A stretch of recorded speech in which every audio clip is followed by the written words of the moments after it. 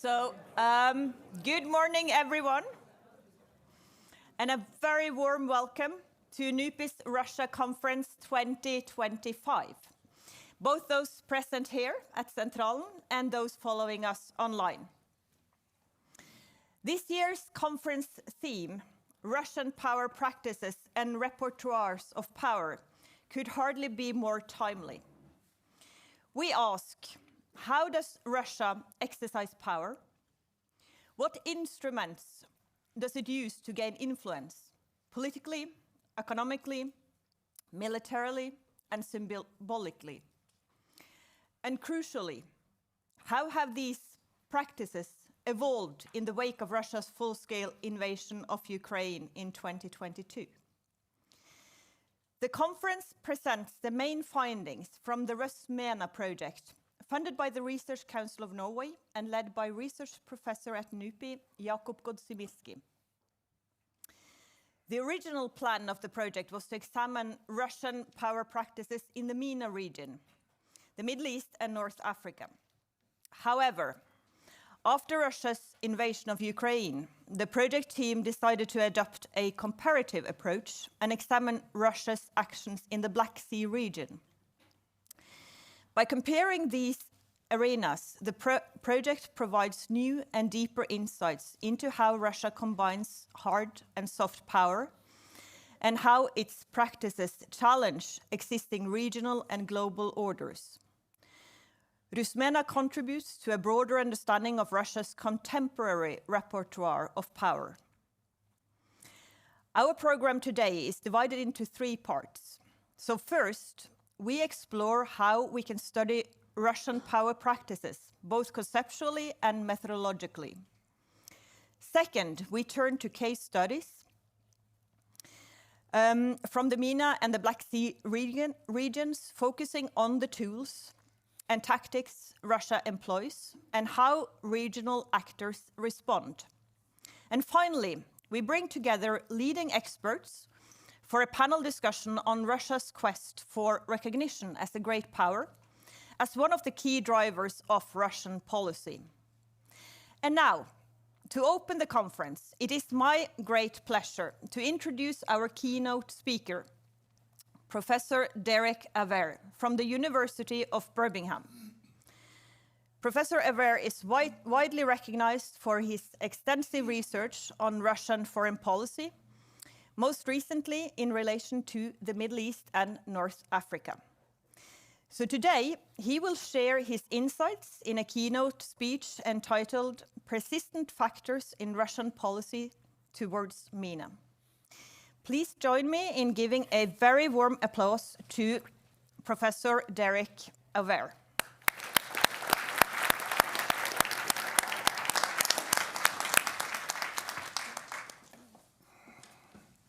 Thank you very much for the very kind welcome. I've been here a couple of times before, but quite a long time ago now, maybe 10, 12, 14 years, something like that. And I always enjoy coming to NUPI because I think there's always a very kind of practical approach to international relations, rather than the kind of traditional international relations theory, which in my humble opinion has lost its way a bit. And I think we need really to have that much more practical focus. Anyway, that's a personal prejudice, if you like. Okay, I was asked to talk about persistent factors in Russian foreign policy towards the Middle East and North Africa.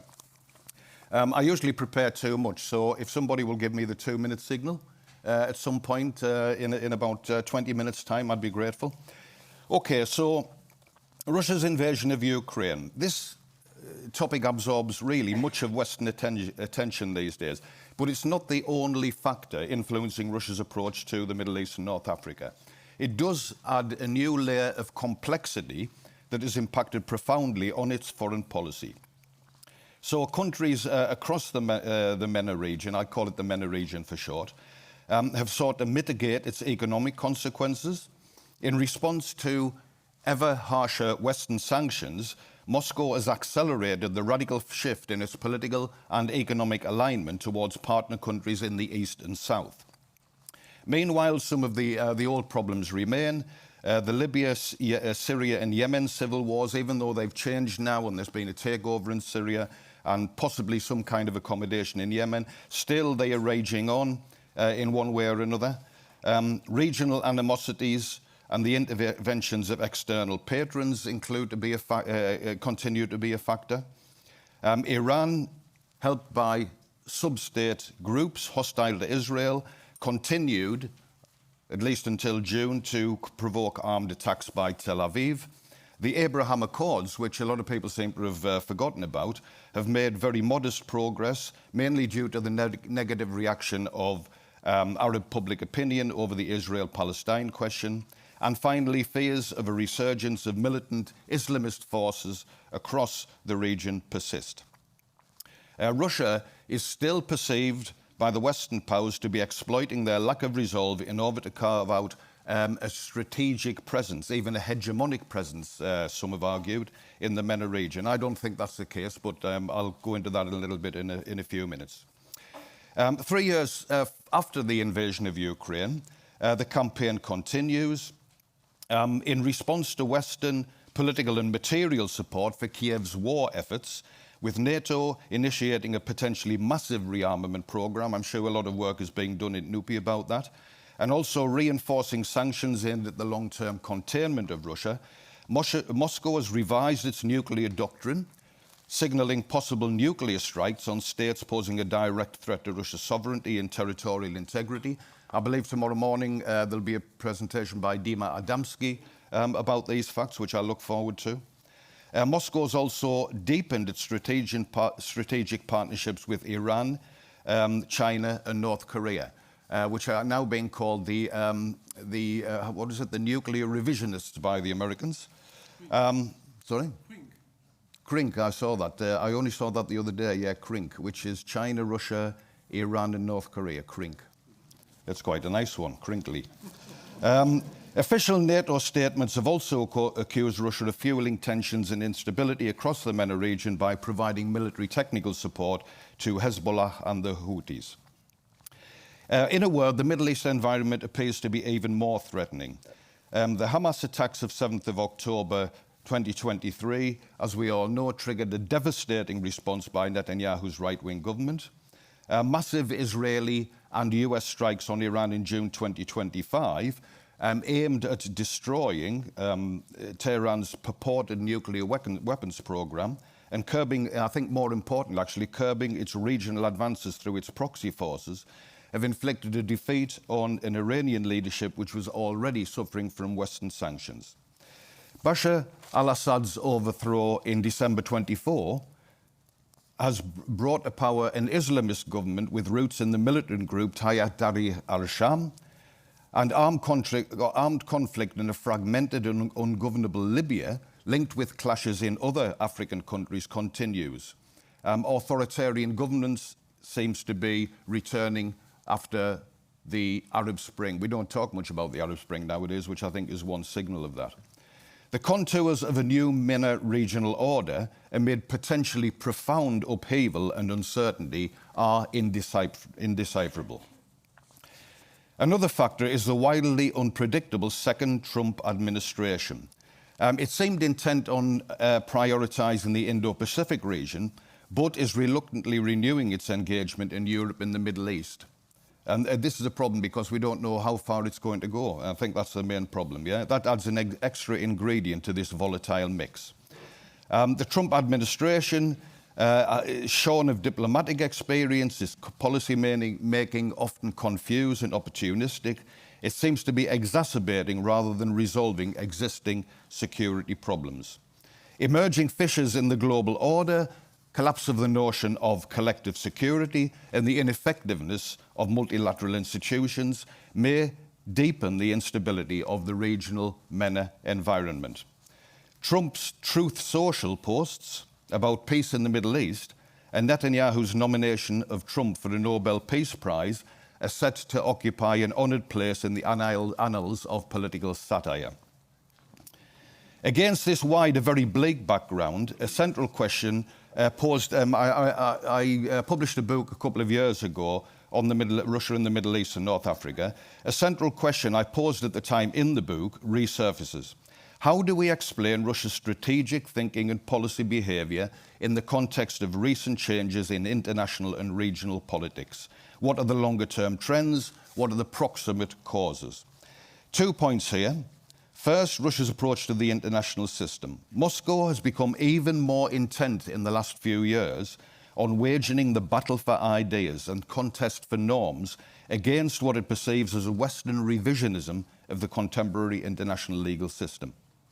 Its strategic reorientation towards non-Western countries entails even greater rhetorical emphasis on the overarching principles it has long espoused. So, respect for sovereign equality, non-interference in a UN Charter-based international system, pursuit of a multipolar international order underpinned by regional security orders, support for peoples demoralised by Western interventions, which have only exacerbated the problems in MENA countries, and reforming global governance institutions that meet the interests of non-Western states, strengthening their political and economic sovereignty. And this reflects what is happening at the moment. I mentioned before the shift in power to the global south and east. Second, with reference to power practices, which is obviously the heart of the Rus-MENA project here in NUPI, how does Russia deal with the critical opportunities, constraints and vulnerabilities it faces in pursuit of its geostrategic reorientation? Western sanctions are inflicting substantive damage on the Russian economy, compromising its status as a great power, shaping the future of an alternative international order. The threat of secondary sanctions on countries facilitating trade with Russia is forcing them to think twice about overt cooperation with Russian businesses. The securitization of the Russian economy, in other words, a partial mobilization in response to the demands of the Ukraine campaign, may become a strategic rather than short-term measure, shaping the economies for years to come. Stable oil prices and some success in redirecting oil exports to the east and south are offset by Western embargoes on the imports of vital technologies. And one notable result, the strategic database, the SIPRI database on strategic arms exports, have noted that in the most recent 5-year period, with volumes of Russian exports to Middle East and North Africa have fallen by 83%.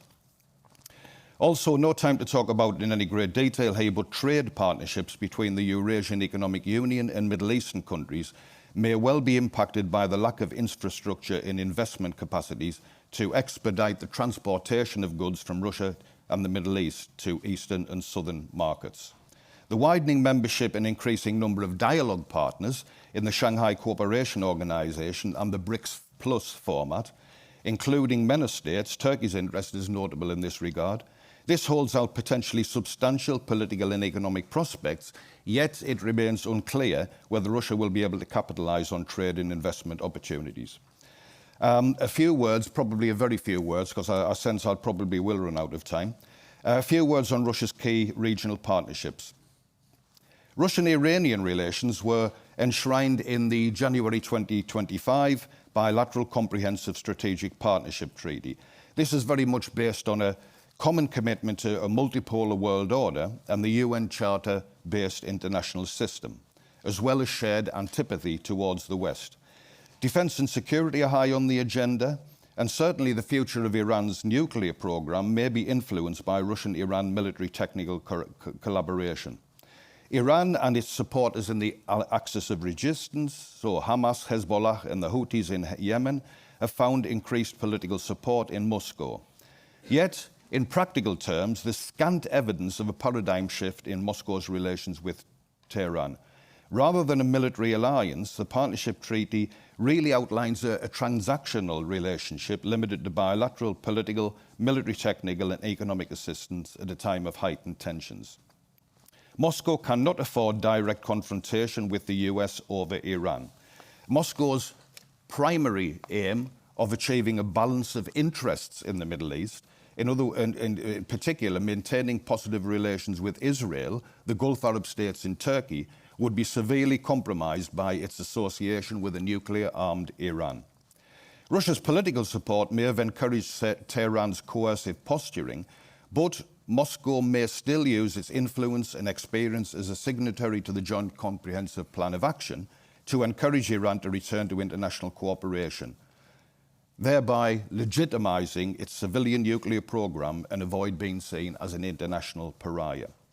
Syria, another difficult challenge. Moscow still is trying to retain some influence with Damascus,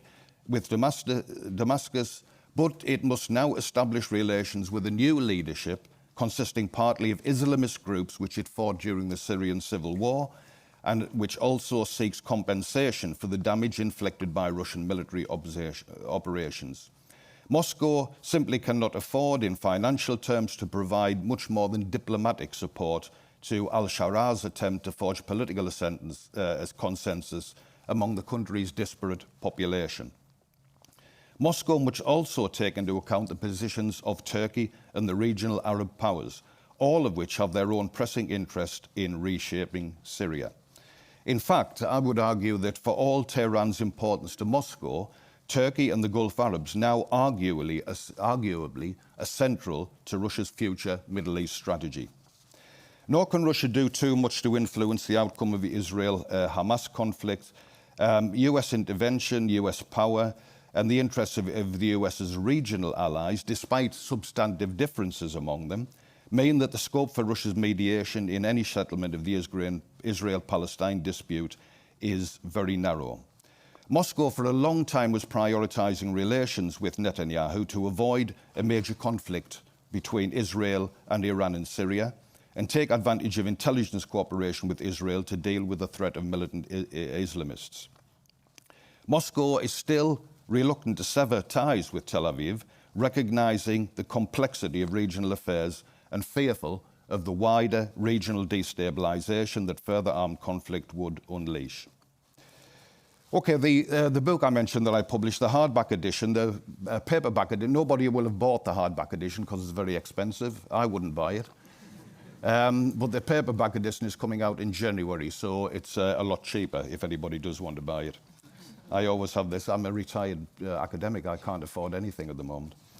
The hardback edition of my book concluded that far from becoming an indispensable regional power, Russia is struggling to dictate the course of events and risks becoming mired in interstate rivalries that undermine regional stability. In other words, no hegemonic power. Nothing has happened to change this conclusion.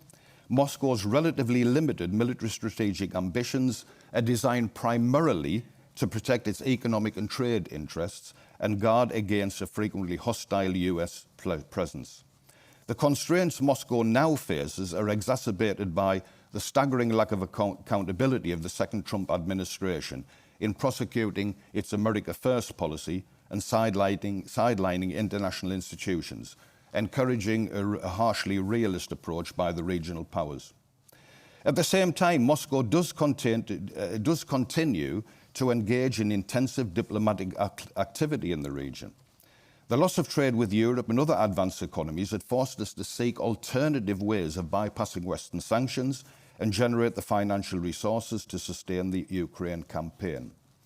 Its bid to maintain a presence in Syria and sustain trade, energy, investment cooperation with Turkey, the Gulf Arab states and other key MENA countries is therefore directed towards achieving what I mentioned before, a balance of interests in the region, maximizing its potential for involvement in regional affairs. Russia's operations in North Africa, pragmatic or cynical, depending on your point of view, also targets relations with a number of key countries. Military support is provided by Russia's Africa Corps, sited in local military bases and supporting logistical networks in Libya and Sudan. And Moscow aims to gain influence with African governments at the expense of the US and Europe. So I probably only have 2 or 3 minutes left. Is that right? I've got a bit more. Good. I've only got 2 more pages. To conclude, I offer 3 points to consider when analysing Russia's approach to the MENA region. The first is that, despite its overriding priority of prevailing in Ukraine and mitigating the constraints imposed by the West's containment strategy, Moscow has had some success in pursuing an independent regional policy. Instead of relying on client states, its approach is leveraged through engagement with wider coalitions of states, which are often equivocal about and even unsupportive of Western attempts to marginalize Russia. In a turbulent and often conflictual environment, Moscow has a better chance of achieving its regional foreign policy aims by pursuing a pragmatic and flexible course. The notion of Russia, as I said before, as an external patron is redundant. The greater agency of the regional powers is now a major consideration, as even the US to an extent is finding out. The second point concerns the implication of Trump 2.0, the breakdown of international relations and the normalization of power politics. Moscow can hardly reconcile itself to a situation where the US disregards international diplomacy and bombs a country that has not yet produced a nuclear warhead, even though there are legitimate concerns over Iran's nuclear program. But Moscow must look beyond a strategy conceived purely in terms of undermining US influence and asserting its great power status through destabilizing policies to challenge the Western-led order. Russia's wider interests are better served by maintaining its commitment to multilateralism and flexible diplomatic engagement with the regional MENA powers, which may allow it to play a more influential role in resolving regional contradictions and tensions. And the third and final point concerns Russia's domestic legitimacy, probably the hardest thing, talking to Jakub earlier on, the hardest thing to research these days, what's actually happening in Russia's domestic politics. The full implications of the new Trump era of power politics may be yet to emerge. Russia, I always believe, has some justification in perceiving a US strategy of fostering what Moscow calls controlled chaos. Trump's call for the unconditional surrender of the Iranian leadership in June, for example, must serve as a massive warning to Moscow's defense and security elites, for whom the US hybrid war approach is perceived as a fundamental challenge to Russia's own sovereignty and legitimacy. This causes the Putin leadership, supported mainly by conservative security and business elites, to reconsolidate state structures in an effort to shore up its power, favouring force and information management that produces reactive rather than strategic decision-making and limits its range of policy options. But I would argue Russia requires political foresight and diplomatic approaches unhindered by a dysfunctional policy-making process. A clearer understanding of its national interests and the ability to anticipate as well as react to shifts in regional affairs require more efficient decision-making that is not hostage to securitized notions of international politics. The Ukraine war does appear to signal a fundamental shift towards Russia's political and economic alignment with the non-Western powers. Russia's geo-economic interests stretch from the Middle East, or as Russia often uses the Iranian term, West Asia. From West Asia through the Caspian bases to Central Asia, China, India and the Asia Pacific. And in what is becoming a major development, more and more publications on this issue, the Arctic region, or as Russians now call it, the Arcto-Pacific region. Whether Moscow can develop the structural power and moral purpose to build on its influence, including in a new regional MENA security order, remains to be seen. Thank you.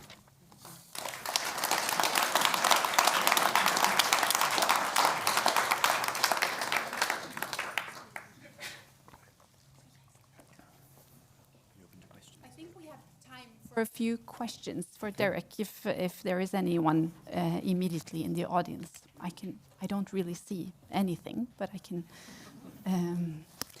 Yes. Stunned into silence. Hello, my name is Susanne Sabo, and my question is: what is Russia's interest in Chad, Africa? In Chad, I think pretty much the same as. Interests across North Africa is basically to ensure Russia's trade interests, and that can best be implemented or best be sort of taken care of by gaining some kind of not only national interest in Chad, but regional interest as all in favour of Russia. There is some kind of, I wouldn't say that it's a done deal, but the Russians say that North Africa and the sort of northern part of sub-Saharan Africa provide a kind of fertile ground, given all of the turmoil there, given the sort of civil wars, etc., to actually maintain its influence. As I say, some would call it cynical, others would just call it a pragmatic course. And I think that's really what it's aiming to do across the region at the moment. I'm not a great expert on Russia's policy specifically in Chad, but that seems to me that the way it's going to go. Okay, thank you. Any more questions? And I forgot to say, please introduce yourself shortly when there's one there and here. And okay. Sorry. Thanks. Good morning. I'm Henrik Seip of Equinor. I would like to ask about relations between Russia and Israel. They used to be cordial, and Putin and Netanyahu were arguably close. What now? Is there anything to suggest they could find the right bonhomie again? I think I tried to sort of explain this early on. I probably didn't have enough time to do so. I mean, even during the kind of Arab Spring worlds, sort of the 2000s into the 2010s, the first couple of decades of the century, Moscow was often supportive of Israel's approach as long as it didn't go too far. So even during the Syrian civil war, Moscow was trying to broker a deal which would ensure that that Israel would not try to take Syria apart, that it would not launch the kind of attack that we finally saw this year, in June this year, on Iran, in order to try and mitigate the worst of the fallout. Because, you know, it's obvious to most people that, you know, this is a potentially major flashpoint which could destabilize the entire region. At the same time, Putin's relations with Netanyahu, even though it was sometimes critical of some of his approaches, not necessarily the Israel-Palestine question, but because I don't think until the last few years, you know, the Middle East Quartet and Israel, etc., they were trying to find accommodation, but it wasn't really high on the international agenda, I think it's fair to say, certainly not high on the Russian agenda. As I say, Moscow's relationship with Netanyahu, Putin's personal relations with Netanyahu, you know, they were just basically trying to ensure that it didn't get out of hand too much. Obviously, the presence of the Russian diaspora, not all of which is supportive necessarily of Moscow, but nevertheless, you know, a large kind of Russophone, you know, legacy, if you like, number of people there. That was a factor as well. But also, I think that Russia and Israel had a close security arrangement. There were some sort of military technical, but I think that was only a kind of maybe a billion, a couple of billion sort of a year, if I remember rightly. So there wasn't actually a great deal of interest like that. But I think the main thing, as I say, was trying to sort of mitigate the worst of the potential wider fallout.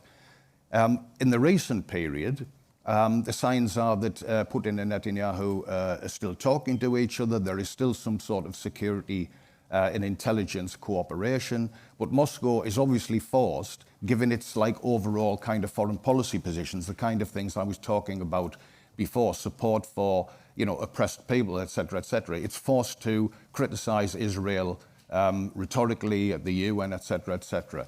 But I still think that the relationship has not really shifted massively, and I think probably it will continue, if it can, to try to exert that kind of influence over Tel Aviv. Great. I have Julia and then Tine here. Julie Wilhelmsen, I'm a research professor at NUPI. Thank you so much for your talk. You mentioned several times that Russia has a broad diplomacy, working with a broad diplomacy in the MENA region. I was wondering, could you comment, has it changed? Is there any sign that diplomats are downgraded in favor of maybe Siloviki-like actors in Russia's policy in the MENA region? And is there a stronger ideological component to how policies in the MENA region are are they shaped by ideology or? Yeah, I think this is something actually I was thinking about yesterday when I was reading through the notes, and so I didn't really have time to expound on this. I think maybe the Ukraine war, which is obviously heavily a sort of case of heavy securitization or ideologization, if I can say it, that kind of thing. I think in the Middle East now, the Russians have an extremely capable, intelligent, and knowledgeable diplomatic corps, mainly under Mikhail Bogdanov, but there are a lot of others as well. And in Moscow as well, I found when I was researching the Arab Spring, I found actually that the findings of the leading academics, such as Vitaly Naumkin and Vasily Kuznetsov, I think they're much better than a lot of the stuff I write in the West. I think they had a really good sort of understanding of what happens out there.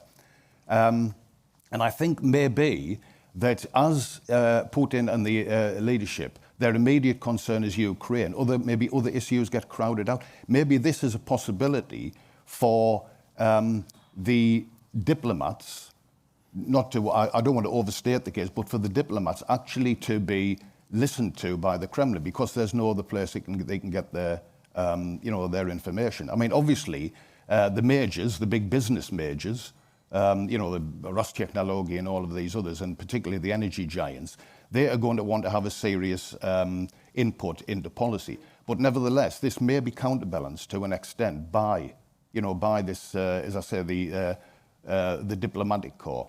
I've been reading stuff recently about the fact that Lavrov is past his sell-by date, that he's becoming even more hawkish in his rhetoric than the Kremlin itself. But nevertheless, I think that I think still that he may sort of exert some kind of influence there. He's been fighting now for at least a decade, ever since the Syria intervention. He's been fighting with, as it was then, Shoigu, as it is now, the new sort of Ministry of Defense leadership, in order to try and bring some sort of sense into, that sort of sense that Russia can do what it likes in the Middle East. So when there was a big, when was it? I think it was around about 2014, 2015, when there was a big fuss over the fact that the Defense Ministry had announced that Russia was using Iranian bases to prosecute its bombing campaign in Syria. And that's just what the Iranians don't want, because they're a sovereign nation. So that was a big mistake. Those kind of sort of mistakes. And that's really what I was trying to explain in the last few years, in the last few words of the talk, when basically you need a kind of wider input from particularly the diplomatic, but also to an extent civil society, in how to sort of manage international relations. And maybe that in some cases, as I say, the ideologization can be pushed aside in other parts of the world by a much more kind of pragmatic and flexible approach to international affairs, particularly in key regions like the Middle East and North Africa, probably sort of, China-India relations with Moscow as well. Good. Then I think we have time for one or two more questions. Tine? Yes, thanks so much for an very interesting keynote. Tine, Gade, NUPI. I just wanted to return to the issue of nuclear Iran, because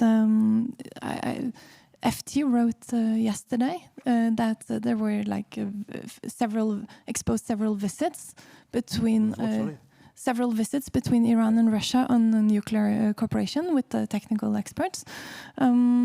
So I wonder if you wanted to comment on that, and if you think that the Russian support to the nuclear program is only for civilian purposes. Thanks.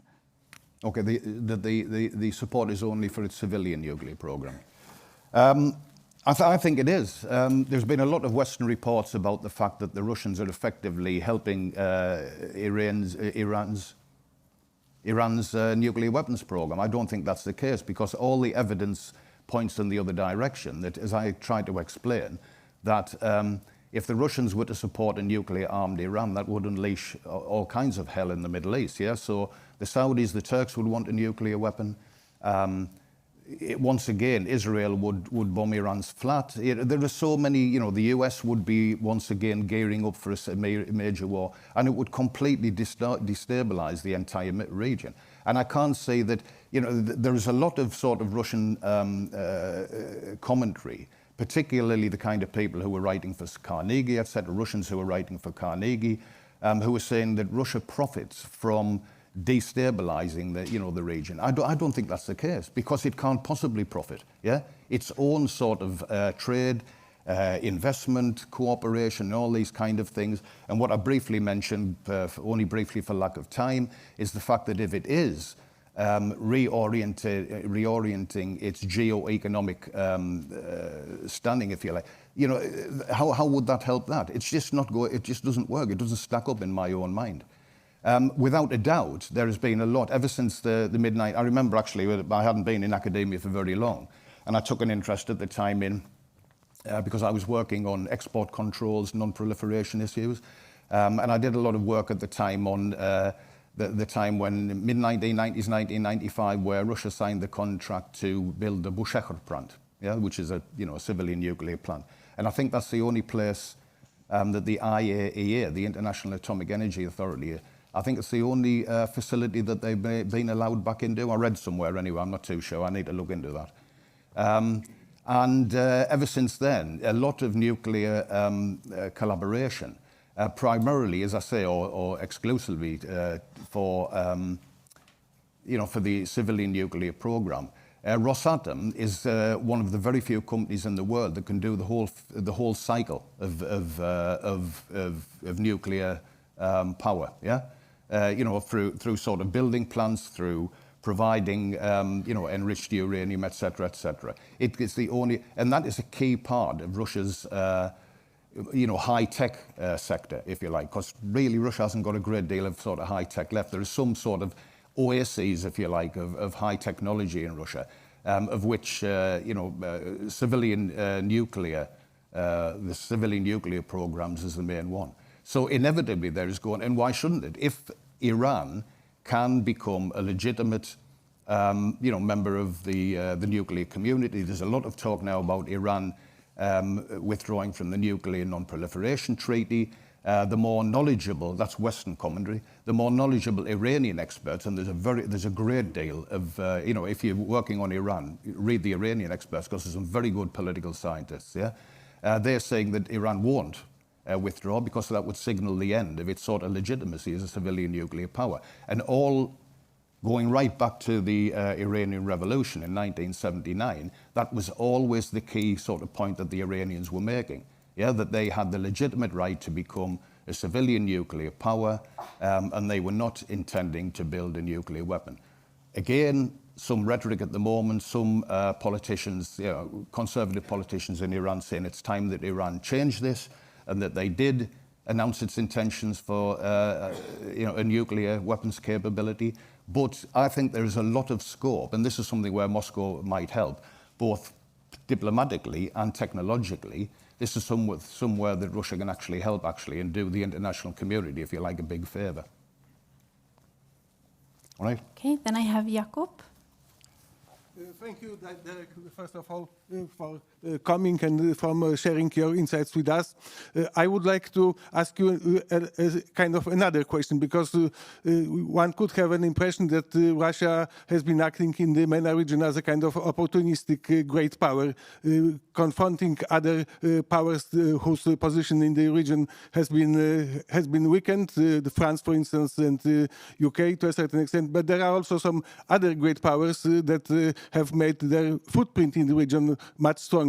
I think China. What is the kind of strategic relationship between China and Russia in this region? Because we saw, for instance, that China played a major part in making Saudi Arabia and Iran talk to each other. So if you could somehow say a few words about how this great power competition between Russia and China for influence in the region could shape the region and relations between Russia and China. Yeah, I mean, there's definitely competition there, economic competition. China now, obviously, over the last 20, 30 years, technologically much more advanced than it was. It's got more to offer, apart from hydrocarbons, it's got much more to offer the Middle East than Russia has in terms of technology, as well as, like sort of commodities, if you like, like unfinished products, if you like. And it does it in a more sensible, a quieter way. It finances projects, and the trade turnover now of China with the Middle Eastern countries really far surpasses Russia. Russia's made a few gains recently, the kind of investment programs, etc., but they are very, very slow at coming. And China already has sort of, has already captured quite a lot of that market. That'll probably continue, but the future of the closer Russia-China partnership might mean that eventually they get together and do, collaborate on approaches. I think we're mainly talking about trade technology, supply chains and things like that, because that's really, as I said right at the end of the talk, this is really the big prize. If the Russians can reorientate its economy, if Russia can reorientate its economy, and China would be a major factor in this, then that whole from West Asia through Central Asia, through South Asia, Asia-Pacific region and the Arctic, that is something where the geopolitical and geoeconomic picture might look quite different 25 years from now. Yeah? There are problems in developing the Arctic, but China is collaborating a lot with Russia on that.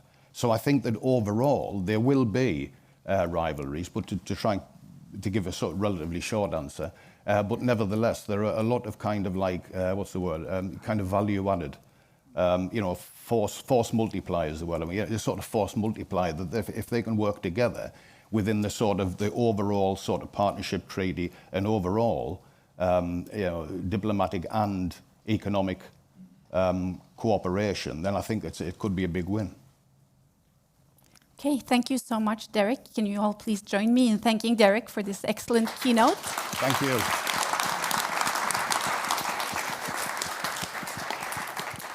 Thank you. Please have a seat.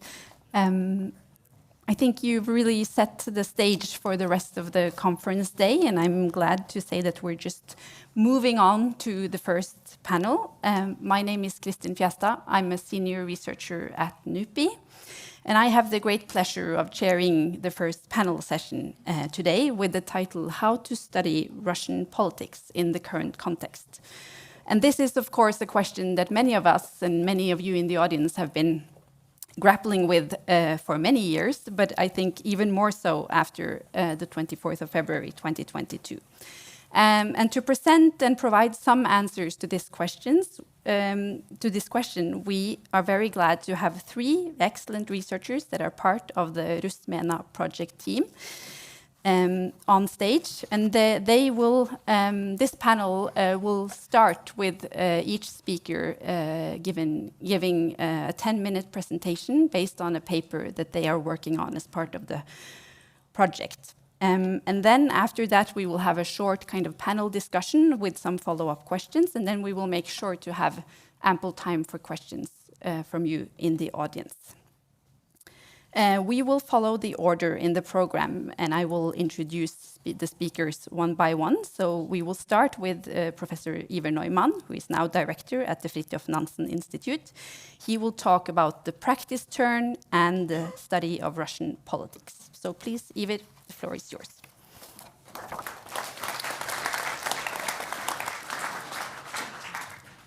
Thank you so much, Kristin. We all know how it goes. You want to study power politics, you have two options. One, you look at what a certain power like Russia says. You look at the sort of basic text behind that, and you try to deduct some kind of intentions. Right? What are they after? We had an example of that in the excellent plenary speech.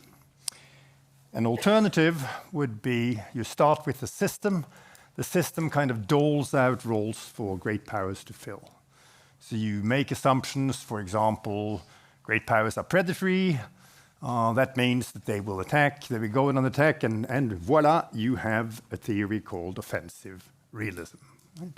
So either you start from the inside out and you try a guesswork at intentions, or you look at the system and you identify some kind of alleged trait with the system that will make powers do what they do. What we've been doing in this project is to explore an alternative to that, which is not new at all. It goes back to Aristotle and his On Politics, great guidebook actually, where he talks about practices.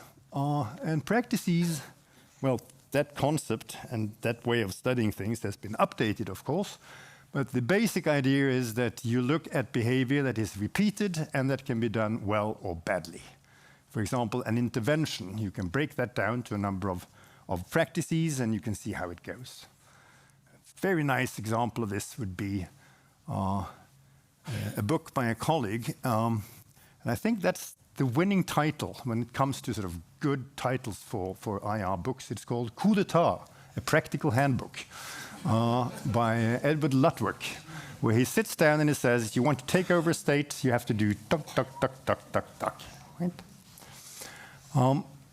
So what this project is trying to do on Russia is to sit down and look at the practices that are actually available. And we've been doing that with an extra value added, which is something we've taken from Charles Tilly, the American sociologist, who talked about repertoires of practices. That any state will have a repertoire. We all know what that is. You come home late, you want dinner, there's nothing, but you fall back on your repertoire and you make an omelette or something, or if you're a slightly more fancy chef, you have a larger repertoire. So, same for states.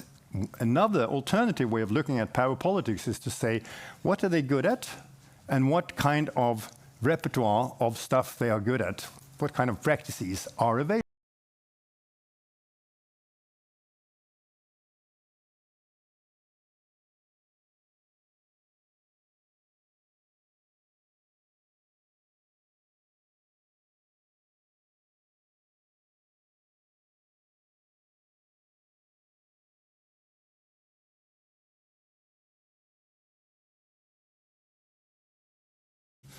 One thing is that the reps, if you compare to other great powers, because the economic tools are so weak.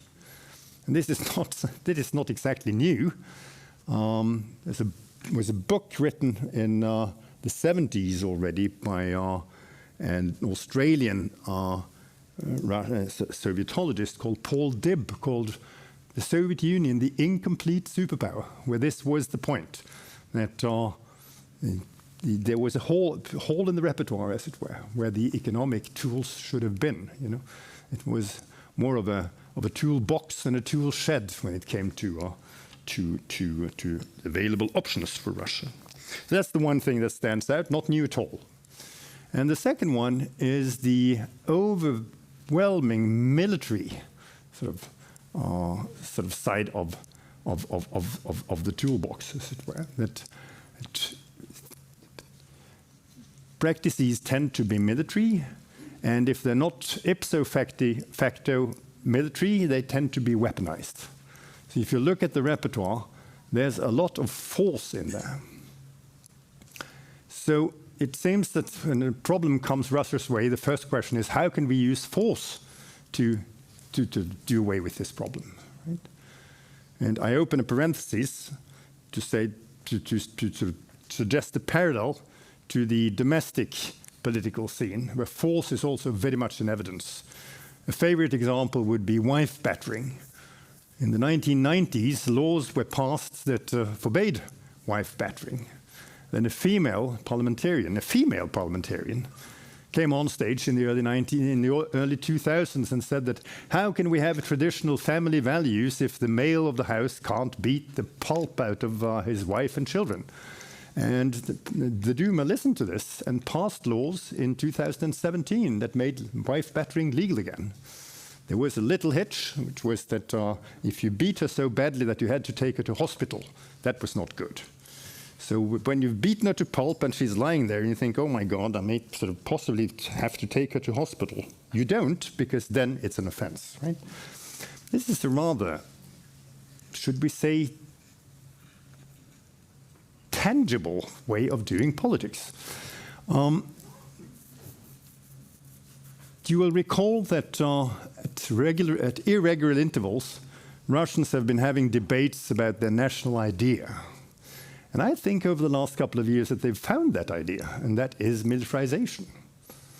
It is fighting, tussling. This is the military idea. We see it in Israel as well. Netanyahu comes out and says that we should be a fighting nation. We should be at war as the national idea. I mean, this is something that comes back. I mean, I think it's a sign of the age. This sort of going back to this celebration of the military, which is nothing new whatsoever. If you go to Russia, if you go to Germany during the First World War, this was the spirit that war was something to be celebrated as a cleansing and manly activity, etc. Even after they had lost one of the generals, the German generals, sort of looking at the sort of pyre that was once his Vaterland, said, you know, es war schön, it was nice, right? So this celebration of the use of military is nothing new. It does pose a couple of questions, though, about how for other states should meet these kinds of power politics, and that's something I suppose we should discuss. So I think my job was to demonstrate how we've been working on this project, what the basic idea of our assumptions about how power politics work, and that's it. So thank you. Mm-hmm.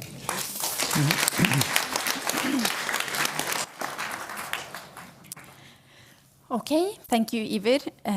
There are lots of things that we can pick up on in the discussion afterwards. Now I would like to introduce the second speaker, which is Karen Philippa Larsen. She has joined us from Denmark. She is a postdoc at the Danish Institute of International Studies. The title of her talk is Russian Foreign Policy Prototypes, the Case of the Near and Far Abroad. And this is a paper under development with my colleague, Julie Wilhelmsen, as well. Thank you for coming, Karen. Thank you. Thank you, and thank you for the introduction, and thank you for having me here, and for all of you coming and listening. Yes, so how can Russia wage a war in Ukraine, obviously violently disrespecting the territorial integrity and sovereignty of Ukraine, while at the same time claiming that, and now I quote, Russia is on the side of international law and for sovereignty for all states while respecting their territorial affiliations. This is a quote by Russian President Vladimir Putin from December 2024. Can we in any way try to make sense of this? That is the puzzle, and sort of the radically different Russian approaches that it represents, that Julie Wilhelmsen and I tried to tackle in this paper. And this is what I will try to tell you about for the next 7 minutes. We argue that in order to get a better understanding of Russia's foreign policy, we need to develop a more pluralistic framework for understanding Russian foreign policies in plural. And we suggest that this can be done by combining two perspectives to create an analytical framework. We build on a specific understanding of power political logics, which we then approach from a discourse analytical perspective. The power political logics we draw from literature on power political repertoires. Repertoires, as Iver just also introduced, is part of the project, and therefore I think we will talk much more about it later. But the repertoires involve, if we follow MacDonald, not only what people do when they engage in conflict with others, but also what they know how to do and what others expect them to do. I sort of see it as a routine practice, as Iver Neumann also introduced. What do you fall back to when you have to do something? In the literature, answers to what the roots of repertoires are remain ambiguous, and this is where we in this paper point to sort of shifting discursive identifications as the root. We argue that Russia's power political discourses can be divided into foreign policy prototypes, and this is where the plurality comes into play. That is, we argue that we can analyze Russia's way of making sense of its own categorization of foreign policy through its power political discourse. Okay, so to become a little bit more concrete, Russian political or power political discourses construct subjects differently in the near abroad and in the far abroad. And from this starting point, we built prototypes of foreign policies. And if we look at the far abroad, we built the case on Syria. In the far abroad, the predominant power political logic is what we call integration. And discursively, integration articulates the other as a complete subject with a coherent identity, which is both acknowledged and recognized, including as an autonomous and sovereign subject. And this construction of the other as a complete subject in the integration discourse, it makes logical both a dialogue and a cooperation on equal terms. So that is with the integration logic in the far abroad and Syria as the case. Syria is constructed as a coherent subject, and at the same time, because we're of course also talking both as a construct of the other and of the self, Russia is sort of projected together with Iran and Turkey and also with the United Nations as a constructive and united force for building both peace, stability, and sovereignty in Syria. While we see, of course, that the West, particularly the United States, is shamed and critiqued in a fashion that is recognizable from Russia's side. There's even positive mentioning, actually, of and praise for the US and Russian cooperation and relationship. I think we can tie this to sort of a pragmatic foreign policy that we've heard about previously today, and to a very large extent, non-securitized. And so this is, we see, perhaps importantly, an agnostic or competing relationship with the West in Russia's far abroad category. If we then move to the near abroad, we build our case, of course, I'm about to say, on Ukraine.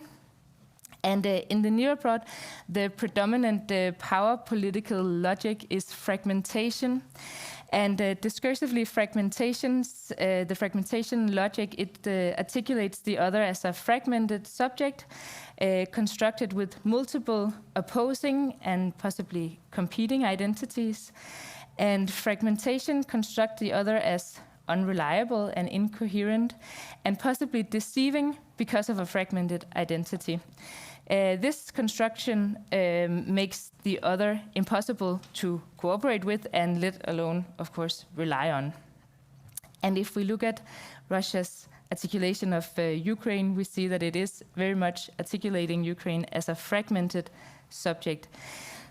Part of Ukraine's identity, or fragments of Ukraine's identity, is under influence of the West, sort of a partial state, or the West doing a proxy war.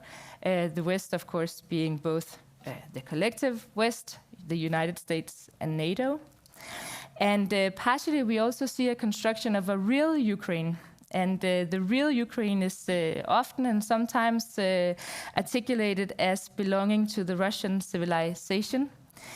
We see a third fragmentation, or a third fragment, which is the Zelensky regime, the Kiev regime, the Nazis in Kiev who has occupied Ukraine. This altogether constructs a fragmented subject of Ukraine, and multiple of the fragmented identities, they pose an existential threat to Russia. The West in Ukraine, Zelensky's regime, they are seen as existential threats in the discourse. This also means that there are no coherent other, there are no coherent subject, and therefore there are no subjects whose sovereignty can be respected. In the Russian discourse, I want to underline. The construction of the West differs in the near abroad and in the far abroad, at least in the beginning of the period of the study before the full-scale invasion. We see that the West in the far abroad is constructed as an adversary, as someone to compete with, but in the near abroad, the West and the parts of Ukraine under influence by the West is articulated in a more antagonistic way as a struggle between enemies. However, just before the full-scale invasion, that is just before the full-scale invasion and following the invasion, we see a collapse of the Russian power political discourses into one. So with this collapse, the mechanism of antagonism becomes visible towards the West, or the West becomes an enemy both in the near abroad and in the far abroad. And this is what we also heard a little bit earlier, perhaps a Russia moving much more into a field of wanting to compete or seeing the West and Western ideas as an enemy, sort of coherently in both the near abroad and the far abroad. Okay, to sum up in a sort of simplified way, Russia's political or power political discourses offers us one explanation of the puzzle that I presented in the beginning, that Russia can wage a war in Ukraine, disrespecting its territorial integrity and political sovereignty, while claiming to respect sovereignty for all states at the same time. Because Russia's official power political discourse constructs the two prototypes of foreign policy, it builds sort of a foreign policy, it builds its foreign policy on a discourse of integration in the far abroad and on fragmentation in the near abroad. That's it. Thank you.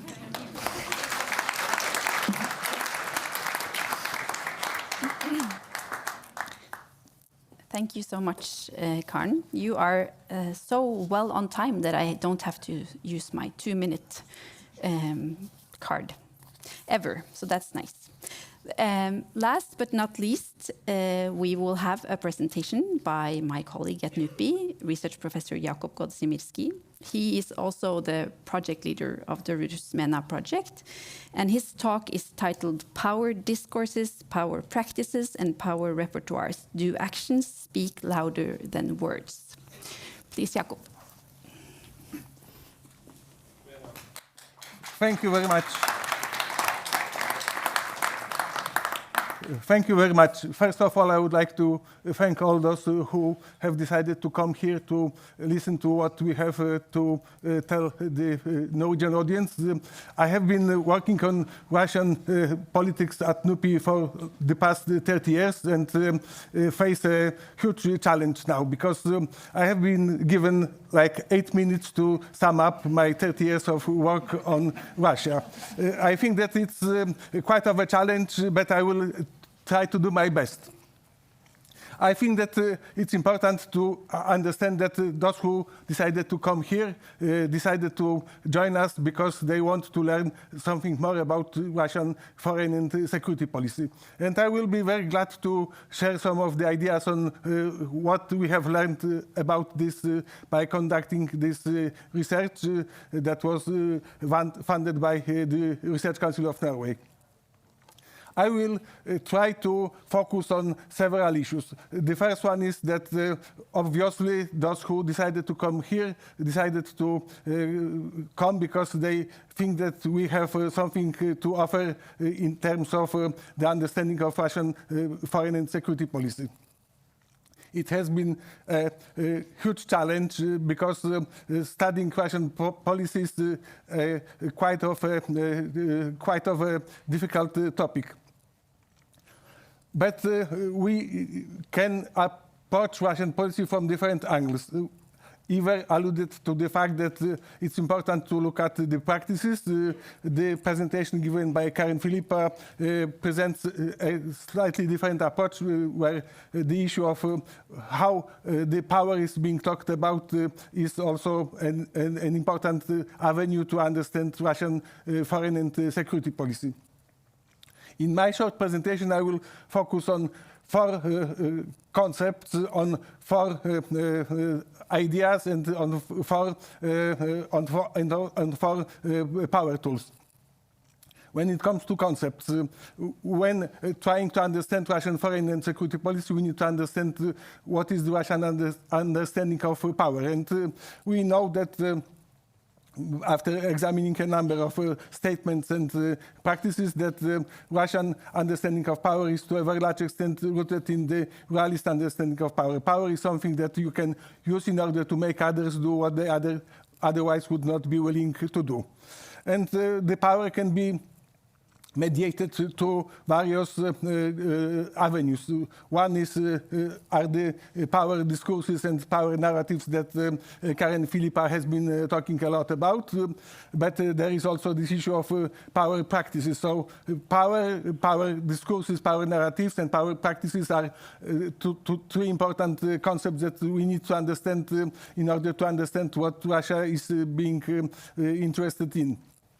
And then the concept of the power repertoire introduced by both Iver and by Kari and Philippa. Repertoire is a set of performative actions that are implemented in order to achieve some tactical, operational, and strategic objectives. So those 4 concepts: power narratives, how power is enacted by various types of practices, and power repertoire as a set of power practices that is used in order to achieve some tactical, operational, and strategic objectives, is something that needs to be somehow factored in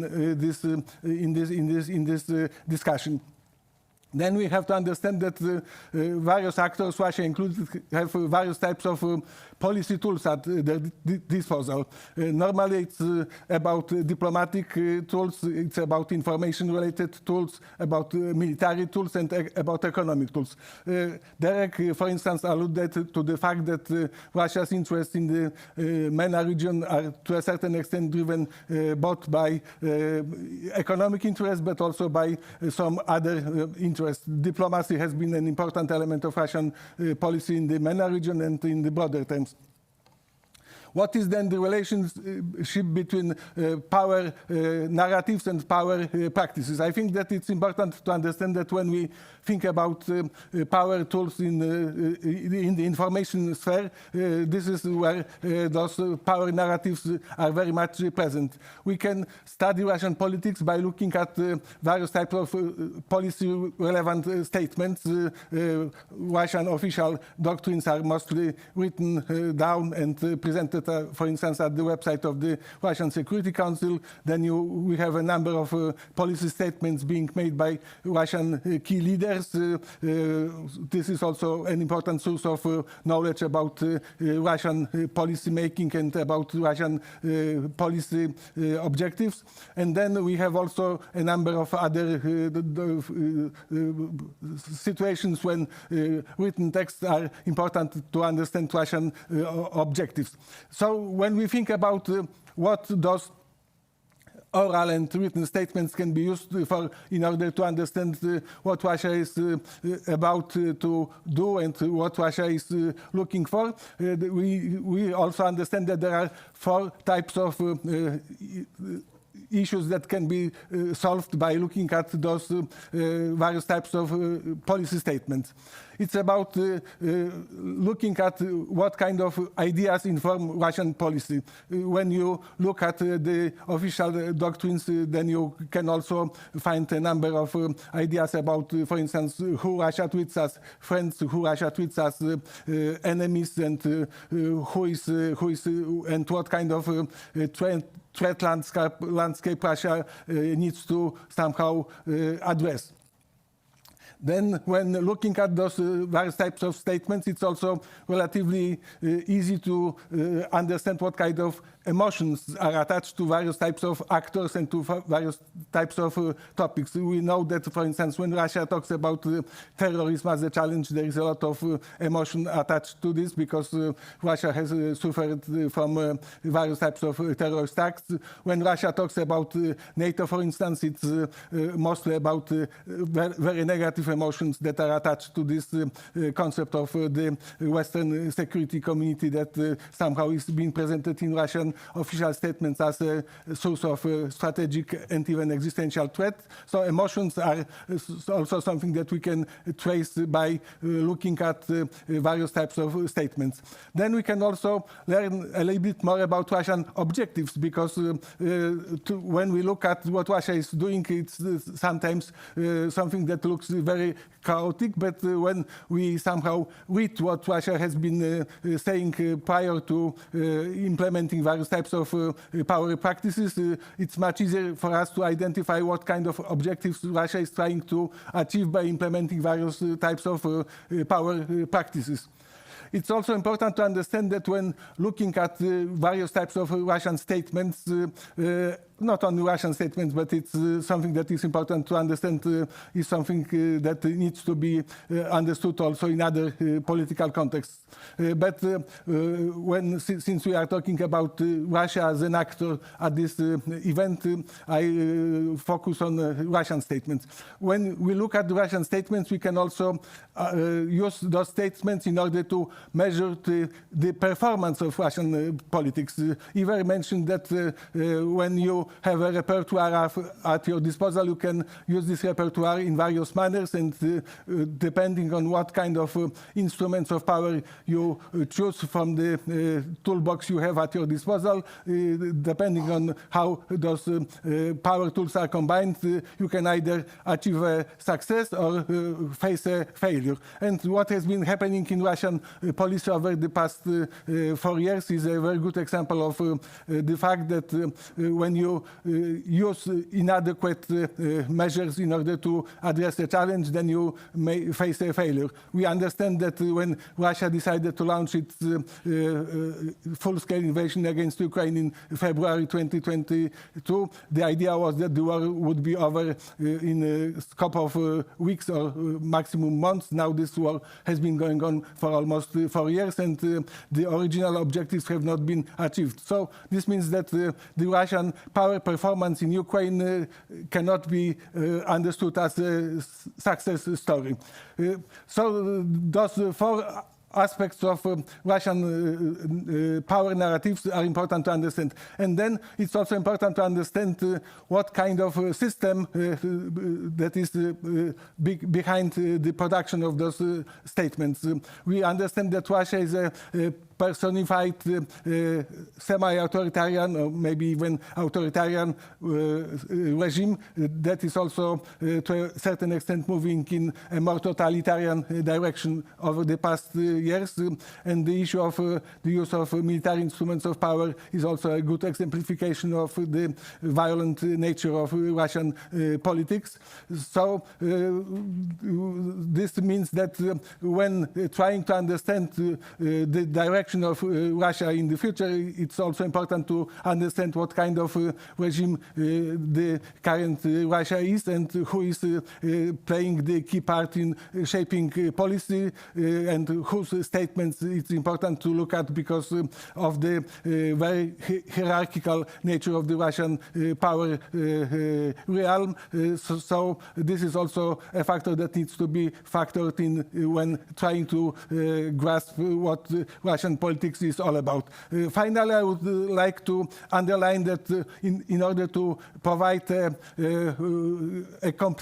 more complete picture of Russian politics, it's important to adopt a sort of complementary approach, looking not only at statements but also at what Russia has been actually doing in order to achieve its objectives, and also trying to understand to what extent Russian use of various types of instruments of power or power tools has been successful or not, and what we can all learn from this experience. Thank you very much for your attention.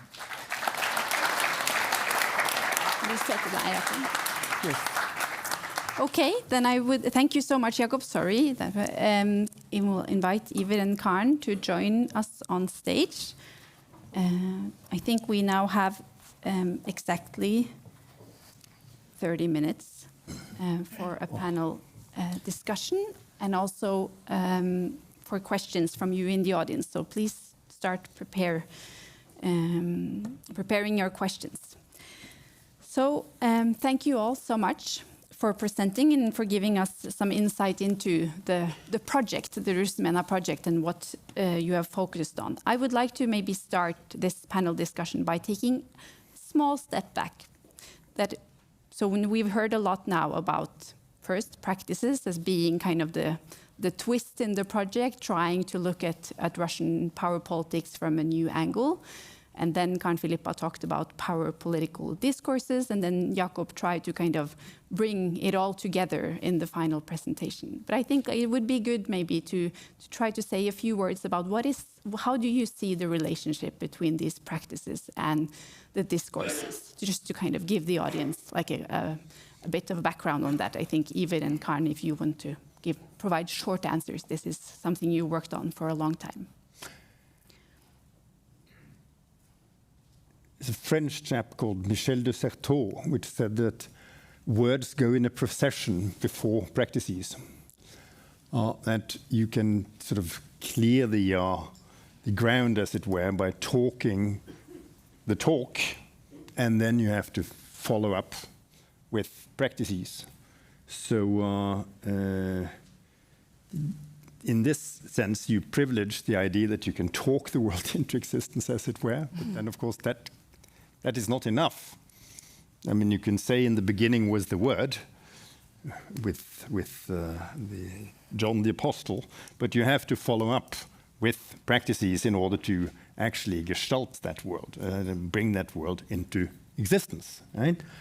But by the same token, if the words are not followed up by practices, the whole thing will just fall apart. We see this in a number of small ways every day, but I think the fall of the Soviet Union is a very good example of that. You know, we all remember the lozungi, the slogans, you know, Plani party, plani naroda, you know, the party's plans are the people's plans. Now, there were times when people actually thought that, a number of people thought that, and then fewer and fewer people thought that. And then there were the jokes, and then the whole thing just didn't work anymore. I mean, the best book I read on that was called Everything Was Forever Until It Was No More. What's the, not Yermak, but what's Jurchak. Jurchak, that's right. But that's it, right? You have this big constellation built on words, but if it's not followed up by practice, it will at some point fall together. So the two have to be studied in combination. But if you don't study the words, how can you know how these people doing the practices make sense of those practices? So studying practices without studying, should we say, verbal practices as well, I think is impossible. Thank you. Karen, you actually used the word collapse in your presentation, right? You said that the power political discourses kind of collapsed just before the full-scale invasion.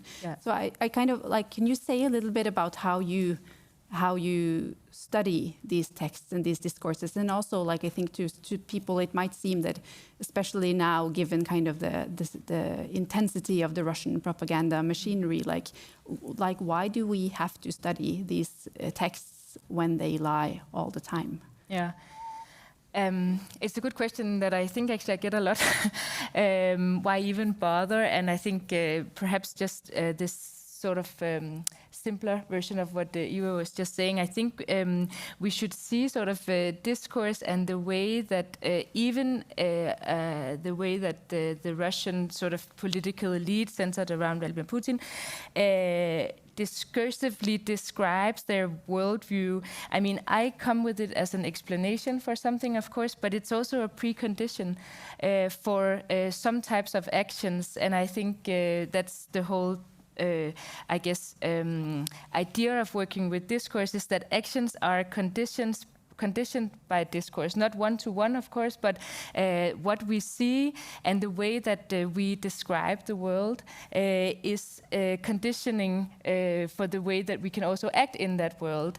And I think when we look at the Russian political elite, it, in a sense, is less important in this context if it's propaganda or not, and if they believe it, because that's also another question I think many are discussing at the moment. Do sort of Russia believe, or the political elite and Vladimir Putin, do they believe their own discourse, or is it just something that they're saying? And I think underlying this, it's less important because the discourse, as soon as it's sort of laid out, and it is laid out in a very coherent way, I think that's also important to underline that Russia's discourse, at least towards Ukraine, towards the West that I was talking about, it's coherent and it's logical in its own frame, right? And as soon as it's laid out, it also conditions the actions that Russia can take and the actions that are expected from a political elite to take. If NATO is considered an existential threat, then you need to, as Iver is saying, there is also an expectation to act towards NATO in that way. Otherwise, it will, collapse. Thank you so much, Jakub.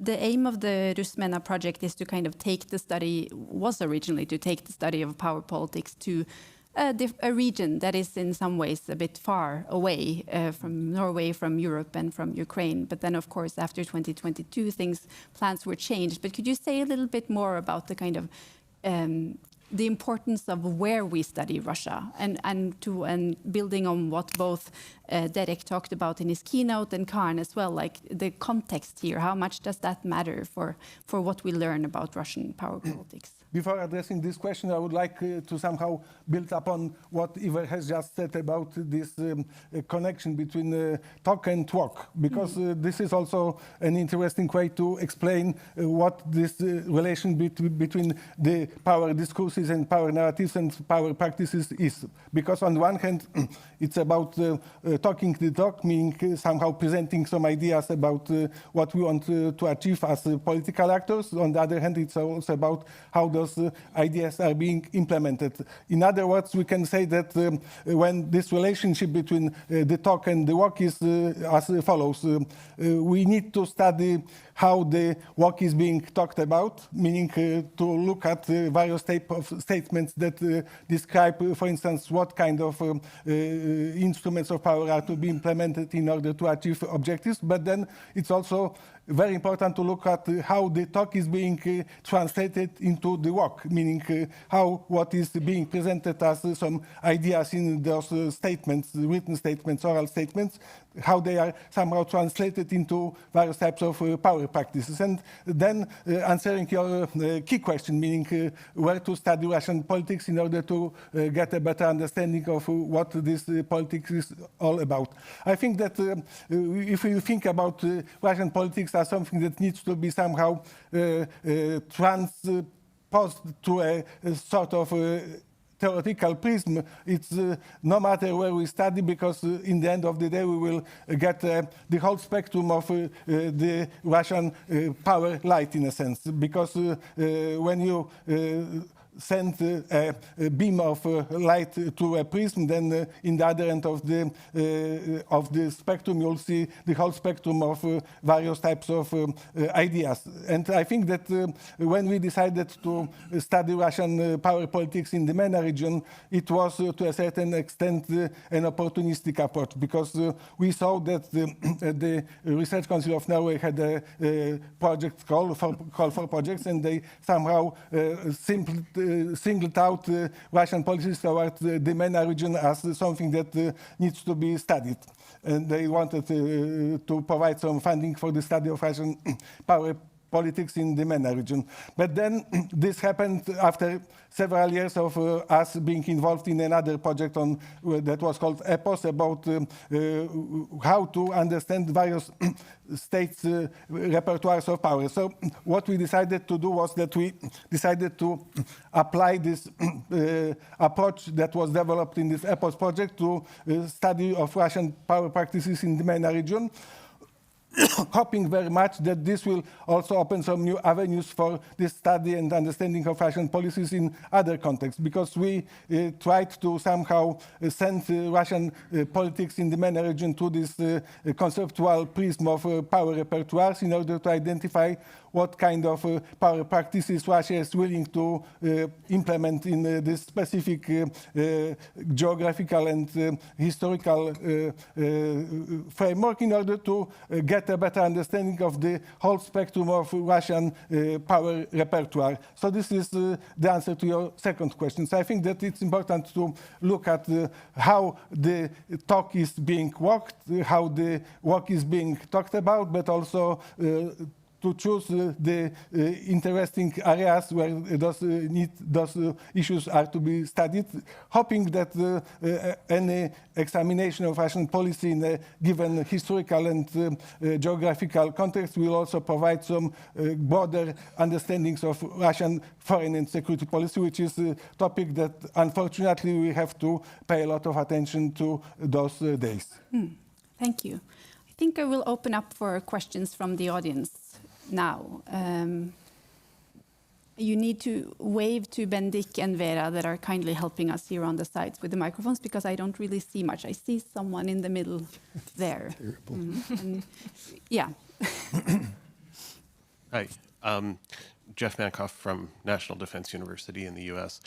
I had a question particularly for Karen Philippa. You talked about the Russian discursive understanding of the near abroad. And I really had two questions in that context. One, is there an agreement within this Russian discourse that you've been examining about what constitutes the near abroad or what its borders are? And secondly, to what extent does that discourse acknowledge that other states, other great powers in particular, might have their own near abroads? Should we maybe pool a few questions so then we can take the middle here and then also at the front here, and then we answer afterwards? Yeah, thank you. Adrian Rockstad from the University of Groningen. I have a question sort of bringing together the themes that were brought up in the keynote and what you've talked about now about repertoires and, you know, walking the walk. How can Russia actually walk in the MENA region these days? What are the power repertoires or the instruments that they can actually use? There was mention of civilian nuclear power, for example, which has now been used a lot to tie in sort of states to long-term Russian contracts. There used to be private military companies that could provide security, the Wagner Group, etc. So what can Russia practically do now in this region, particularly in light of Ukraine? Thank you. And then one final here, Vera. Hello, Anne Roth-Herman from NUPI. So I have a question that goes to Iver and Karen and Jakub, if you want to, but kind of from different angles. And it's about the relationship between the walk and the talk and the other or others, the subject position. So for Karen, you mentioned this on the more general level, but I was wondering if you could elaborate a bit on the how the actual practices are shaped by the subject positions.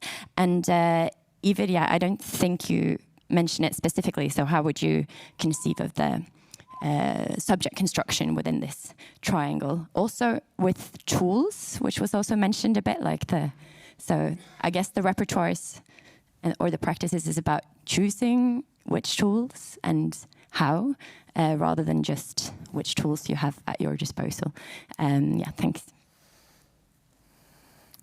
Okay, so there was at least one specific question for Karen. Maybe we start with that, and then I don't know who would like to talk about the more kind of practical aspects of Russia in the MENA region and what it can really do. And then finally we go back to the more conceptual question. So for the question from Jeff Mankoff, thank you very much. So in terms of the first part of the question, what is the near abroad?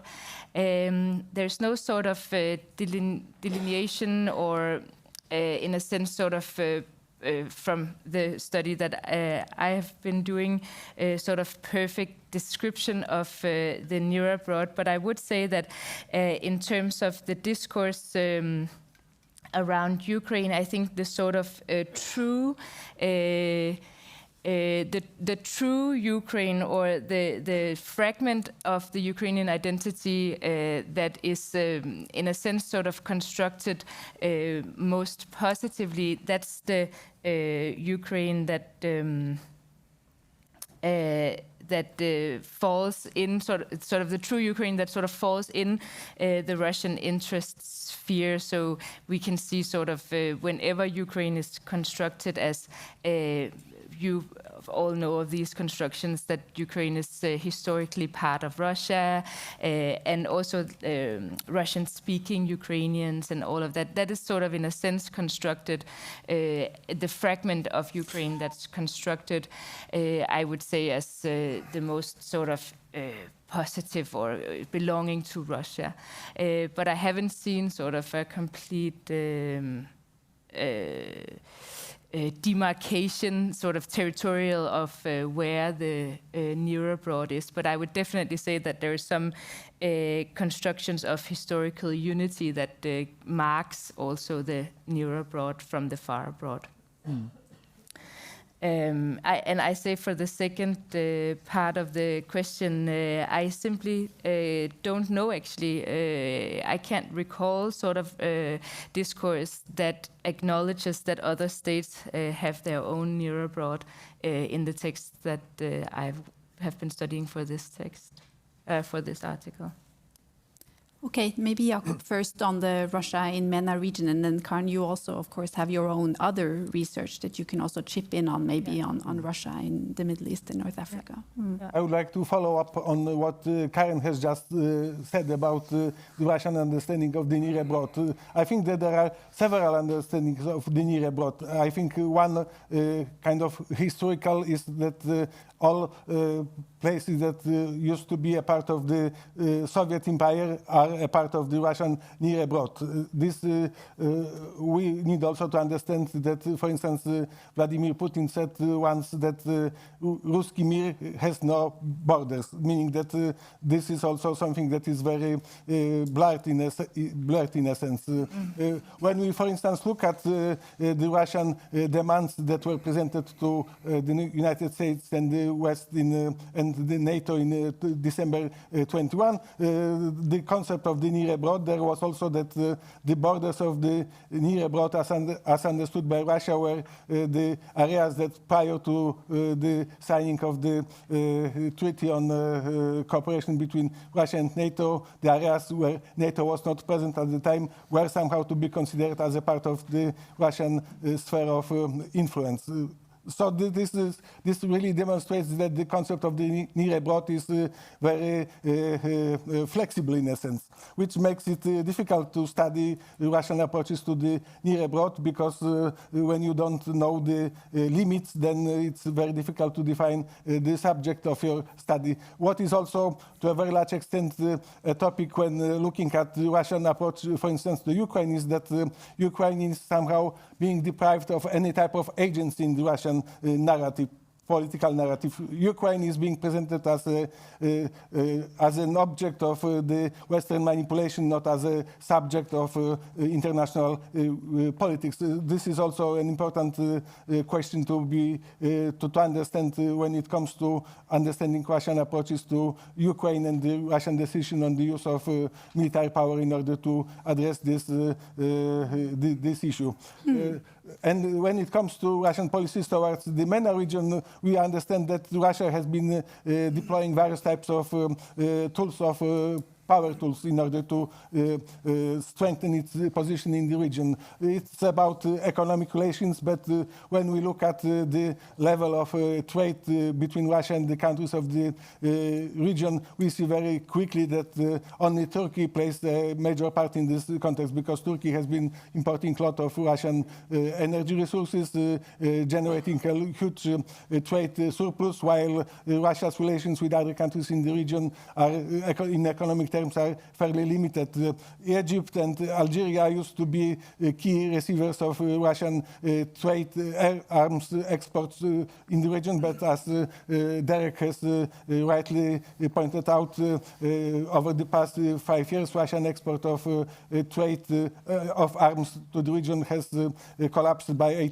more than 80%, which really demonstrates Russia's inability to continue its cooperation in terms of military industrial cooperation with those countries.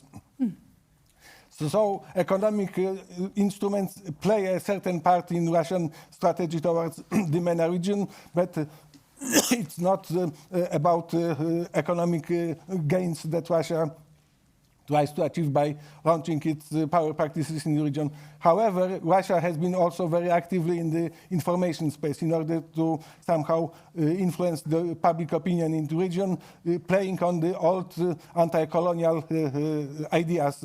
Russia presents itself as a non-colonial power, although this is also something that can be discussed, and especially in relation to countries in the northern part of Africa, in Africa in general terms, and in the third world in more general terms. Russia can play on the old tradition of the communist rule.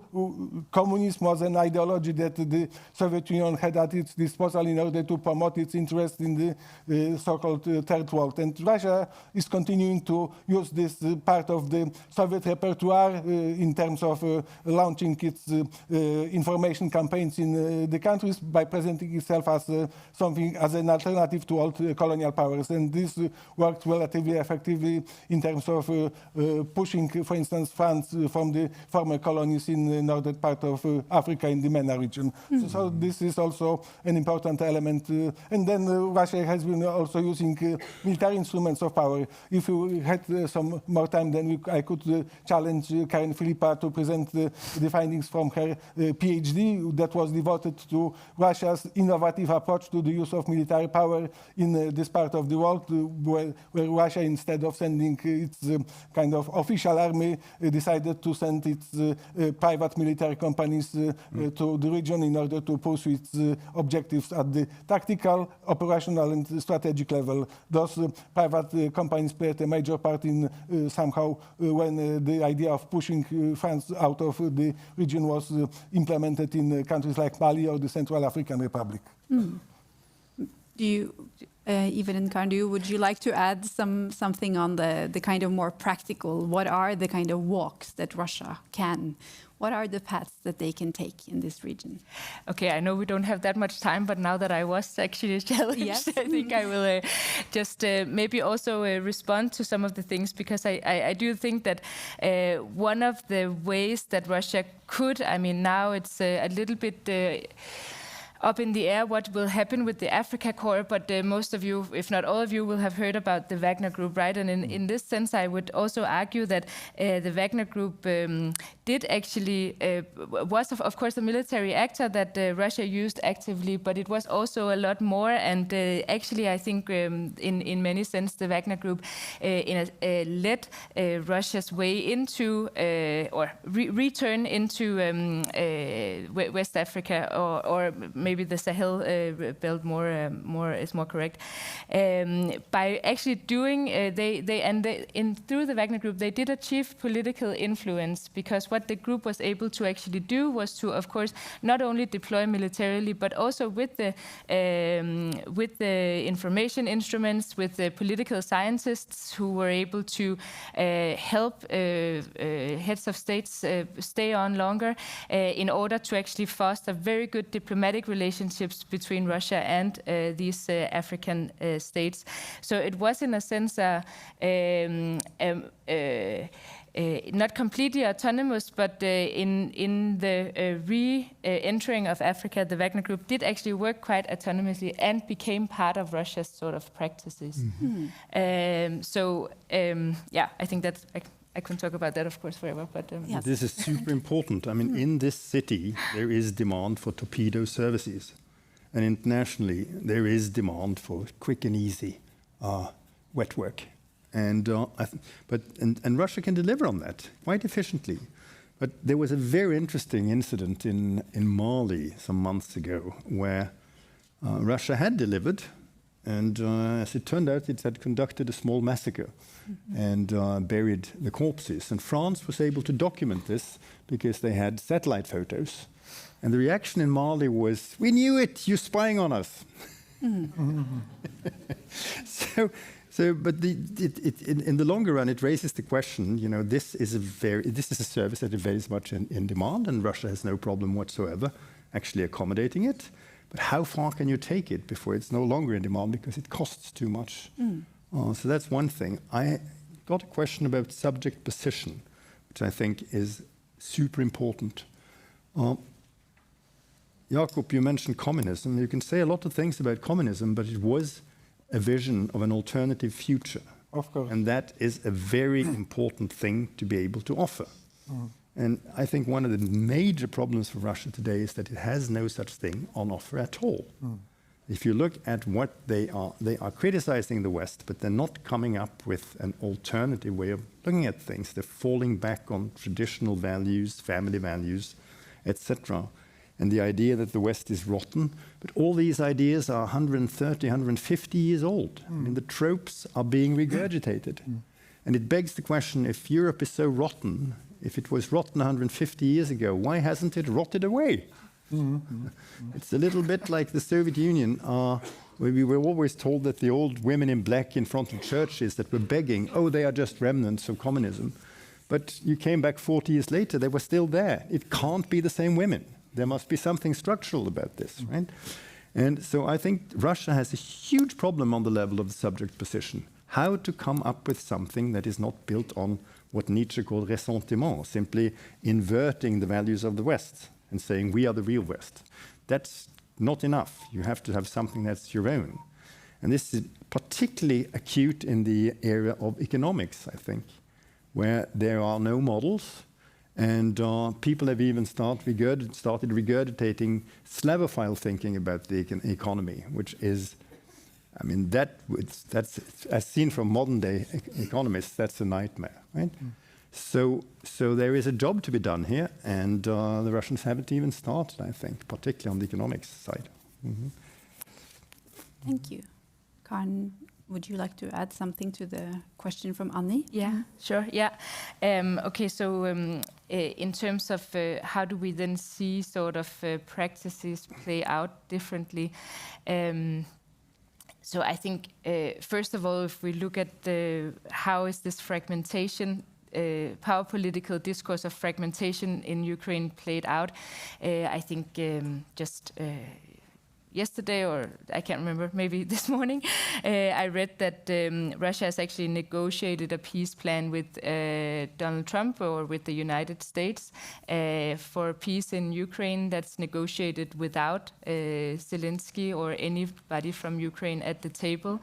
I think sort of this is an example of this fragmentation or the fragmented Ukrainian subject of Russia not recognizing Zelensky as a legitimate head of state and not recognizing the Ukrainian parliament as legitimate. I think that is a practice that we can see as a result of that. Just sort of one concrete example. I think if we then look at the far abroad, I mean, I think the Astana sort of negotiations is perhaps an example of a practice that sort of matches the power political discourse of integration, because it was a practice where Russia, in a sense, invited everyone to the table. Not everyone joined, but to try to negotiate. But yeah, so if that could be sort of an example of a practice in the other way. Yeah. Thank you so much. I'm afraid that we are running out of time. I want to thank all of you in the panel for good presentations and the audience for engaging questions and discussion. I also I'm happy to tell you that you can continue the discussions over lunch, because we're going directly into lunch, which is served outside of this room. Please be back at 12:15 for the next panel session. Thank you all so much. Thank you very much.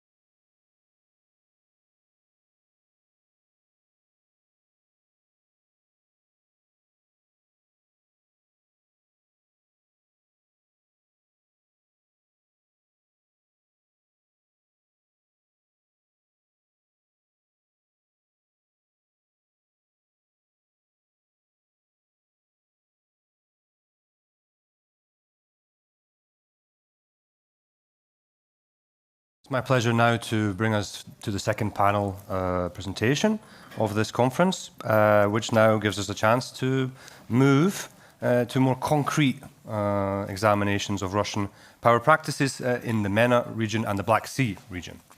My name is Matthew Blackburn. I'm a senior researcher at NUPI, and it's a pleasure to also get a chance to engage with Jakub's project, which is coming along very nicely. We have 3 speakers, all of them focusing on different elements of Russian power practices and their reception. Virginie Collombier is based in Luis University in Rome and works on the Mediterranean platform. Her paper is on Russian soft power practices in the MENA region. My colleague Tine Gade is also at NUPI, and she's doing the reception of Russian policy in the case of Saudi Arabia. And the third speaker is Kristin Osland from FFI, which is the Norwegian Research Defense Establishment. Thank you for saving me there, Jakub. And he is looking at Russian power practices in the Black Sea region from 2014 to 2025.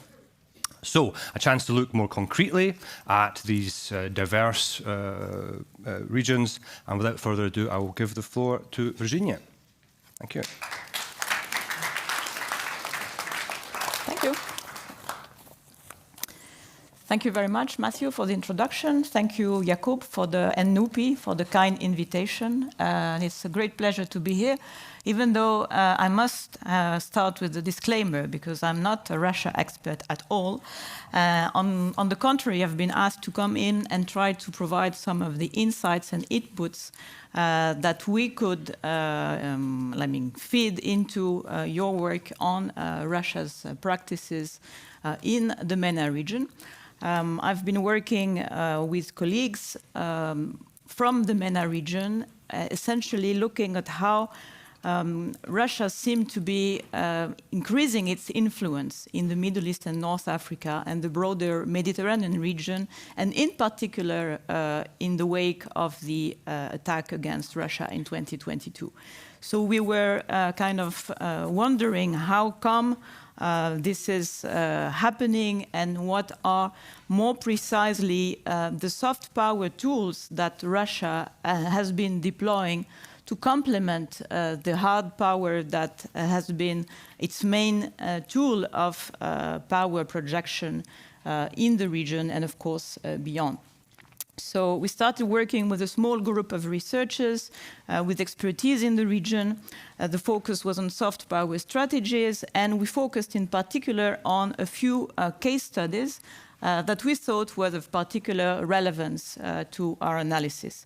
We worked on Syria, Libya, Mali, and Algeria, with the idea of trying to really look at the practices that Russia has used and mobilized to expand its influence in the region, but also in some of the cases focused more on how this growing influence and these practices were being received and perceived by local populations and also local regimes. In a nutshell, because we've been asked to be very short, so it's going to be kind of a snapshot of our main conclusions.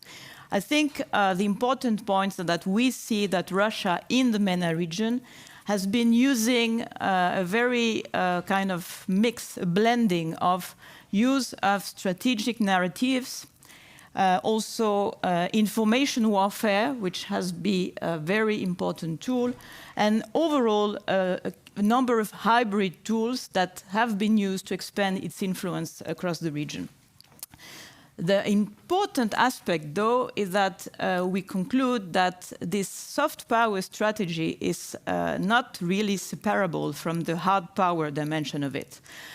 So we could say it's like really clearly a soft power which remains and has remained anchored very deeply in the hard power strategies that have been like the more traditional tools of action, or the repertoires of actions of Russia. This has been in particular done through private military companies that already have been addressed this morning, and in particular the Wagner Group, which has been used as one of the key vehicles of this hybrid strategy, which has been clearly implemented in the region as a kind of concrete translation of the doctrine elaborated by people like Gerasimov within the Russian establishment.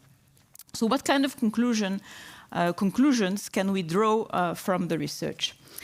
First, as I said, I think the hybrid strategy is really combined with hard power. Again, because of the geopolitical environment in which, and the changing geopolitical environment in which Russia has operated, the PMCs, Wagner first, and now in another dimension, and probably as a limiting factor, the Africa Corps.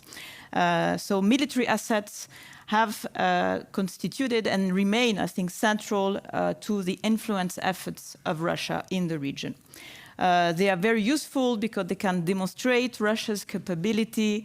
They can provide security services, in particular to incumbent regimes and the people in the position of authority that they're here to defend and protect. And they also help reinforcing Russia's image as a loyal partner, a partner on which you can really, not depend, but at least trust, which I think is very important and leads us to another aspect of Russia's strategy, which is very much linked to the issue of the narratives and also information dominance. Which we've seen very strongly in the Syria case, but also in Mali and in a different way in Libya. How does has this translated into the reality? Through, of course, the use of state media, but most importantly, sending war correspondence, in particular in war areas where access has been very difficult, like Syria, for instance, where access to other reporters and journalists was very much limited. And Russia, in contrast, had the capacity to send people there and to use also a kind of ecosystem of local informants and local, I would say, influencers that they used to support their own information war. This has been very important. These online ecosystems have also been, to a large extent, controlled and managed by the Wagner Group. And it has been very important because it's been one of the ways to, I would say, reinforce and push a certain image of Russia, the one I was mentioning in the first point, but also to try and erode the Western narrative. And these two elements, reinforcing Russia's image, eroding the Western image and narrative, has been very central. And on this, I mean, there are a number of interesting studies related to the use of the internet, local medias, etc. Another aspect which has to be emphasized is how, and this has been already addressed earlier this morning, Russia has also used very strongly the anti-colonial positioning. And this is also part of the new strategies employed by Russia as a way to distantiate itself and position itself in contrast to the West, and really playing with this idea of Russia as the leader of a new world majority, which would be like the Russian wording of the global South, framing Western actors as colonial or neo-colonial powers, also very strongly having played a very important destabilizing role in the region. And here the reference to Iraq, Afghanistan, Libya has been very central, and to a large extent has helped Russia disseminate this narrative, which for this reason has been quite positively received in a number of countries of the region, not only by the regimes, those who were contested and were struggling to maintain their positions, but also by the populations. This is clearly the case in the Sahel in Africa, but I would say in the broader MENA region too. I think these are like the key elements of the soft power instruments used by Russia in the region. When we look more specifically at Libya, and this makes sense because Libya has become, in the past years, a kind of a key platform for Russia to project its power into North Africa, but also more broadly into the Sahel and Africa. So Libya is really seen as a kind of springboard from which Russia can then deploy further into the far abroad that you were mentioning this morning. First element, which is very important, and that is kind of a basic recipe for Russian influence, exploiting fragmentation and crisis and conflict. Russia has been very good at positioning itself in areas, regions, countries that have undergone civil conflict because the divisions and the fragmentation provide a more fertile ground. The other point is like strategic patience, I would say. Not necessarily rushing with the idea, well, this is our strategy, we're going to go there and we go. No, trying to look at the situation, how the situation has evolved, and really being very pragmatic in this regard.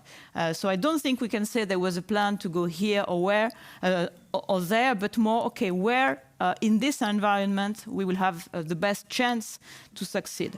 So it's a kind of combination of strategic patience and very strong political opportunism.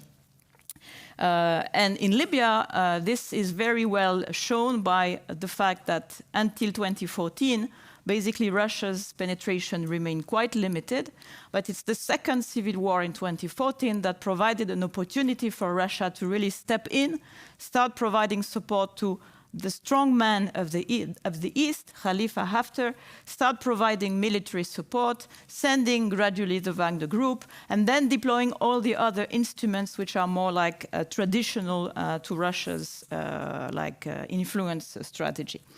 And this has been accompanied in the Libyan case by two aspects of the economic penetration.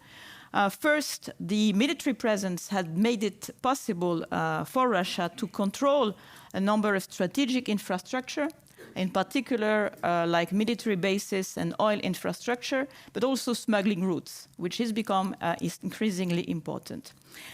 The conclusion, I think, that we could draw is that in Libya and in the MENA region, yes, Russia has really deployed what they present as this new form of hybrid strategy to expand its influence, but not soft in the classic sense.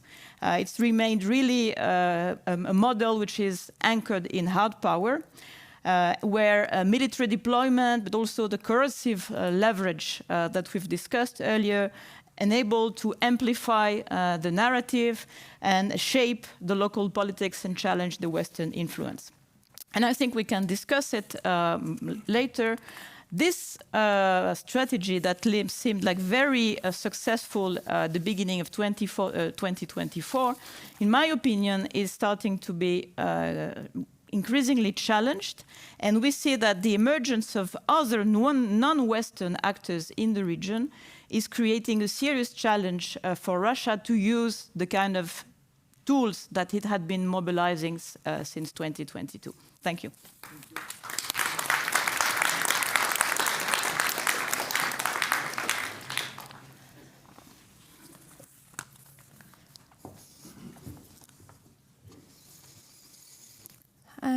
Thanks to Jakub, Bendik and Kum for organizing this, and to Matthew for chairing.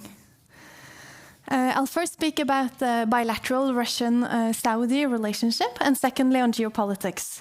And I'll show that the relationship between these two oil producers is actually based on both competition and prospects of cooperation, though Russia and Saudi Arabia is a case of the limits of Russian influence, I would argue, in the Middle East, because there is little economic potential on the one hand, because the economies are not complementary, and secondly, because of the Saudi alliance, strategic alliance with the US for more than 80 years, in which Saudi Arabia has provided oil in exchange for US security. So let's first turn to the bilateral relationship. The relationship has actually improved in the last 5 years because Saudi foreign policy has become more ambitious due to the domestic Saudi reforms, Vision 2030, aiming to diversify the economy and create needed jobs, which is actually existential to the Saudi economy. And this has created a new foreign policy repertoire in Saudi Arabia. Saudi Arabia first, diversifying alliances with Russia, China, BRICS, Latin America and India, and make sure actually that the US will never take Saudi Arabia for granted again, ever again. And this of course creates opportunities for Russia, which is of course increasingly isolated globally since the Ukraine war, and is seeking to develop stronger alliances with Arab states. First, with regards to Ukraine, Saudi Arabia has taken a neutral position. So it has voted in favor of UN resolutions to condemn the Russian invasion, but it didn't join the Western sanctions. It did host President Zelensky at the Arab League summit in Saudi Arabia, but it is more aiming to take a role as a mediator, facilitating peace talks between the Russians and Ukraine. And this is, on the one hand, because of public opinion, because for Saudi Arabia and for the Arab world, Gaza is what matters. Ukraine is seen as very far away as a European issue. And also Saudi Arabia must balance its relations with the West and the US on the one hand, and China on the other, China being Saudi Arabia's main trading partner. And this has been the case for 12 years now. So moving on, concurrently with the Ukraine war, Saudi Arabia has developed its energy partnership with Russia within OPEC+. OPEC+ was created in 2016 and includes 10 non-OPEC countries and in addition to the 12 OPEC countries. And the important thing is that Russia and Saudi Arabia are the two key actors here. So they have been coordinating oil policies together, especially in 2022 and 23 when they agreed on production cuts that increased oil prices, and President Biden even tried to travel to Riyadh to convince the Saudis to increase production, and he failed. But it's important to add that, of course, the oil price has gone down, and Russia and Saudi Arabia are actually not always aligned in OPEC Plus either, because Russia wants volume, whereas Saudi Arabia wants the price. So there have been tensions between them, and there's also competition over Asian oil markets. So moving on, Saudi is diversifying alliances. It joined the Shanghai Cooperation Organization in 23 as a dialogue partner, and it has now been staying more than 2 years on the fence with regards to BRICS. It has been invited, but it never accepted the invitation. Though if you go on the webpage of BRICS, you see the Saudi flag, and actually Saudi Arabia's Deputy Foreign Minister attended the last meeting in April in Brazil. So it's reaping the benefits of staying on the fence as long as it can. But when I spoke with Saudis in Riyadh last year, they say they really don't see Saudi joining because the costs are much higher than the benefits. And Saudi Arabia just would like to use this as a leverage ploy to get a defense treaty with the US. So Saudi and Russian economic relations are limited outside of oil, and this is simply because they don't have complementary economies. We do see Russian investments in the Gulf growing, but this is mostly in the UAE and in Dubai. Moving on to the geopolitical landscape, I would like now to use the rest of the time to see how relations to third countries complicate the bilateral relationship between Saudi and Russia. First of all, the US. The US is the primary strategic partner of Saudi Arabia. And I'm sure you saw yesterday that, of course, MBS, Crown Prince Mohammed bin Salman, is in Washington, D.C. And during this trip, Saudi Arabia was awarded the status of major non-NATO ally of the US. And they engaged in a lot of bilateral agreements on military, economic, tech cooperation, though there were no security guarantees awarded Saudi Arabia, which is what MBS wanted. But they got a lot of 48, I think, F-35 airplanes. So the strategic partner is the US still, and definitely now with Trump. Iran is also complicating the Russian-Saudi relationship because of the growing military interdependence between Iran and Russia. And we spoke about nuclear this morning. And for Saudi Arabia, I think it's important to state that despite, of course, there was a normalization agreement that was signed between Iran and Saudi in 2023, but structurally, Iran is still a rival of Saudi Arabia. They're not allies at all. And this is deep-rooted. The biggest threat to Saudi Arabia is not a full-scale invasion of Saudi Arabia, which is unrealistic. It is some missile or drone attacks on oil facilities in Saudi that might emanate, for example, from Iran or from the Houthis, similar to what happened in 2019. And the prospects of a nuclear Iran is very threatening to Saudi Arabia. Other countries, though, might ease the relationship between Russia and Saudi. This includes China, which is, as mentioned, the main trading partner of Saudi Arabia, and which brokered the normalization agreement signed back in 2023 that I mentioned. Israel and the Gaza war has also, I mean, Russia and Saudi Arabia are also somehow, in some aspects, aligned, though it's more nuanced, but they both support the two-state solution. They have both seen 7 October as a turning point because of the Israeli wars on Gaza and Lebanon and Iran. Saudi and Russia have both become more critical towards Israel, though they are not aligned on Hamas because Russia continues to meet with Hamas and Saudi sees Hamas as a terrorist organization. And for Saudi Arabia, there can be no normalization with Israel unless there is a clear path towards a Palestinian state. So to conclude, the prospects for cooperation are mostly oil, mediation over Ukraine, BRICS, China, and Gaza, Israel, whereas the prospects for tension include Saudi Arabia's strategic alliance with the US and the military dependence of Russia on Iran. And they also have been on opposite sides in the Syrian war. We'll see what happens there. Now, with Shara.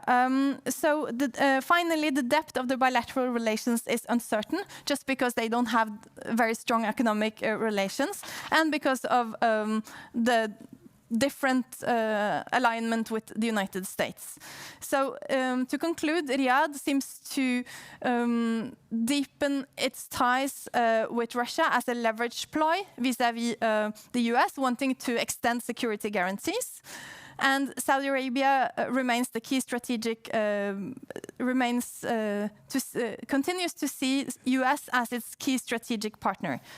As for Russia, it is perhaps a bit ambitious for Russia to wish to maintain excellent relations with Israel, Iran, Saudi Arabia, all at the same time. Thank you very much.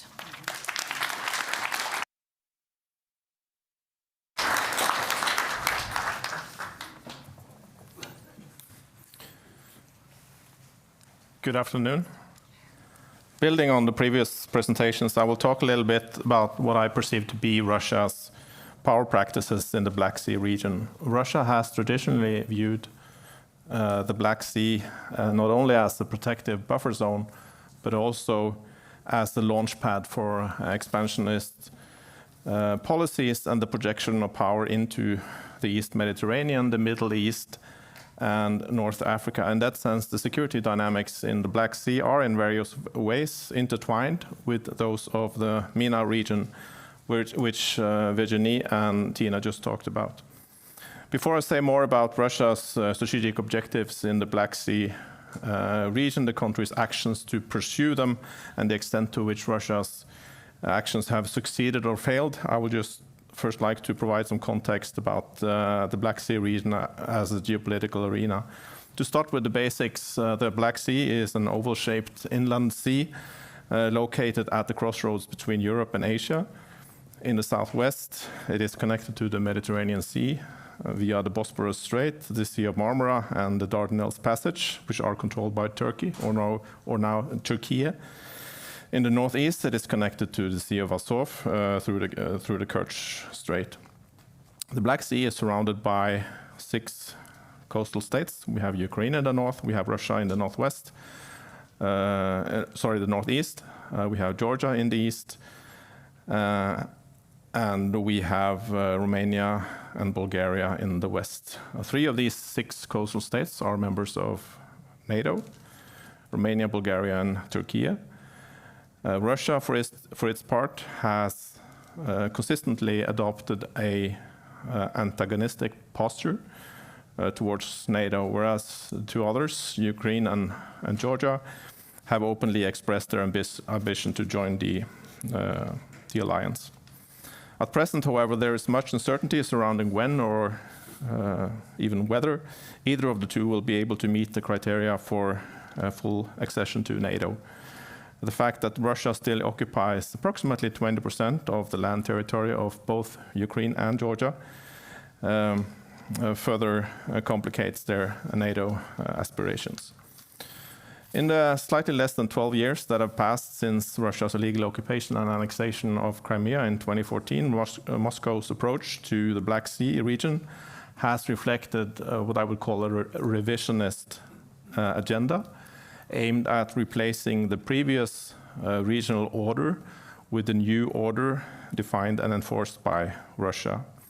It should be noted here that Russia's revisionism and territorial expansionism in the Black Sea region started well before the annexation of Crimea. Following the Russia-Georgia War of 2008, Moscow established military control over the provinces of South Ossetia and Abkhazia, the latter of which has a significant Black Sea coastline. Soon after, in 2009, Russia deployed elements of its Black Sea fleet to Abkhazian ports, particularly Ochamchire, which is shown on this slide, and started upgrading the facility there to accommodate Russian naval and coast guard vessels. Since then, Russia has exercised coastal state jurisdiction in what is legally Georgia's territorial waters and economic zone in the eastern part of the Black Sea. A similar pattern of creeping jurisdiction emerged on a much larger scale in the northern part of the Black Sea after Russia's occupation of the Crimean Peninsula. Russia's unilateral land grab in 2014 implied that the country's Black Sea coastline de facto tripled in length. Russia also took control of most of the maritime zone that surrounds Crimea, leaving Ukraine with only a fraction of its former EEZ in the northwestern corner of the Black Sea. This situation further deteriorated in the early stages of Russia's full-scale invasion in 2022, when Russia seized the northern coast of the Sea of Azov and the Ukrainian ports of Mariupol and Berdyansk. By the spring of 2022, Ukraine had lost control over more than 80% of its pre-war coastline, 70% of its exclusive economic zone, and several ports of critical importance to its economy and security. Russia's ambition at this point was to cripple the Ukrainian economy by cutting off its access to global markets. Initially, the UN and Turkey brokered the so-called Black Sea Grain Initiative in July 2022, which allowed for grain exports from Ukrainian ports via the Turkish straits. Russia, however, repeatedly tried to use this agreement as leverage, and having withdrawn from the agreement altogether in 2023, Russia again attempted to impose a maritime blockade on Ukraine by deploying naval forces to key strategic points. So what does all of this tell us about Russia's power repertoire? For starters, I would say that Russia's quest for regional dominance in the Black Sea region has been and remains a multi-layered endeavor. Russia has used a wide range of tools and instruments to achieve its strategic objectives in the region.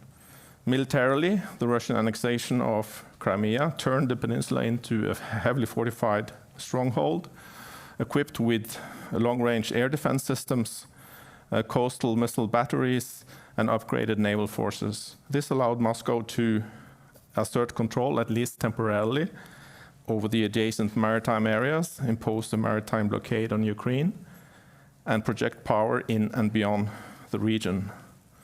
In the economic sphere, Russia weaponized trade flows in an effort to marginalize neighboring states and advance its regional ambitions. It implemented costly infrastructure projects, most notably the Kerch Strait Bridge. It also disrupted Ukrainian grain exports and leveraged maritime control to shape global markets and reinforce its economic interests. Sanction evasion schemes have been integral to this strategy. A key element in this is, of course, the increasingly large shadow fleet of aging tankers and cargo vessels, which operate in this and other regions, usually under murky ownership structures. Informational tools have also been central. Russia has conducted systematic disinformation campaigns to exploit vulnerabilities in the neighboring states and undermine NATO and EU credibility. Russia has also aggressively pushed false historical narratives to legitimize its territorial claims and erode international support for Ukraine and other Black Sea states. On the diplomatic front, Russia has repeatedly distorted and violated international law, including maritime law, while consistently pursuing a strategy of creeping jurisdiction. Russia has also sought to influence regional dynamic through selective engagements, what Derek Averre called flexible diplomatic engagement, including leveraging of the 1936 Montreux Convention and the maintenance of transactional ties with Turkey. Taken together, these instruments form a comprehensive strategy aimed at subordinating and dominating neighboring states, securing strategic depth, and using the Black Sea as a platform for broader geopolitical ambitions. In terms of results, Russia's power practices in the Black Sea region since 2014 reflect a mix of short-term successes and long-term failures. Jakub touched on this earlier. Initially, Russia was able to secure control over Crimea and expand Russia's naval presence in the Black Sea and the East Mediterranean, which was an important prerequisite for Russia's military intervention in Syria, which started in 2015. However, after the start of the full-scale invasion in 2022, it soon became clear that Russia was unable to assert uncontested dominance in the maritime domain.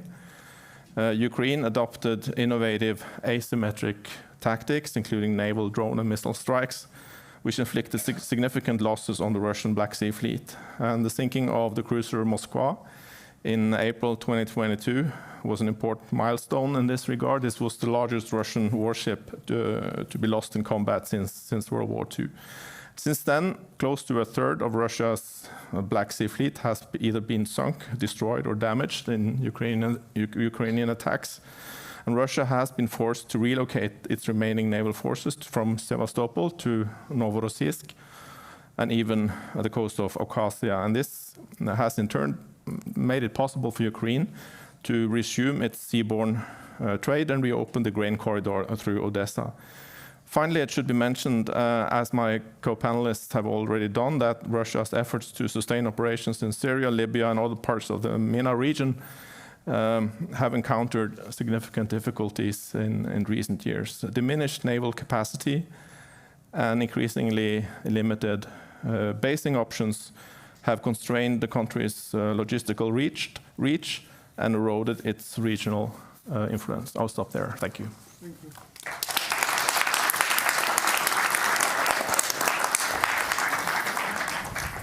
Those three excellently timed and fascinating presentations. I'll now invite the panelists to come and join me up at the podium, and we will open with some questions. Thank you, all three of you.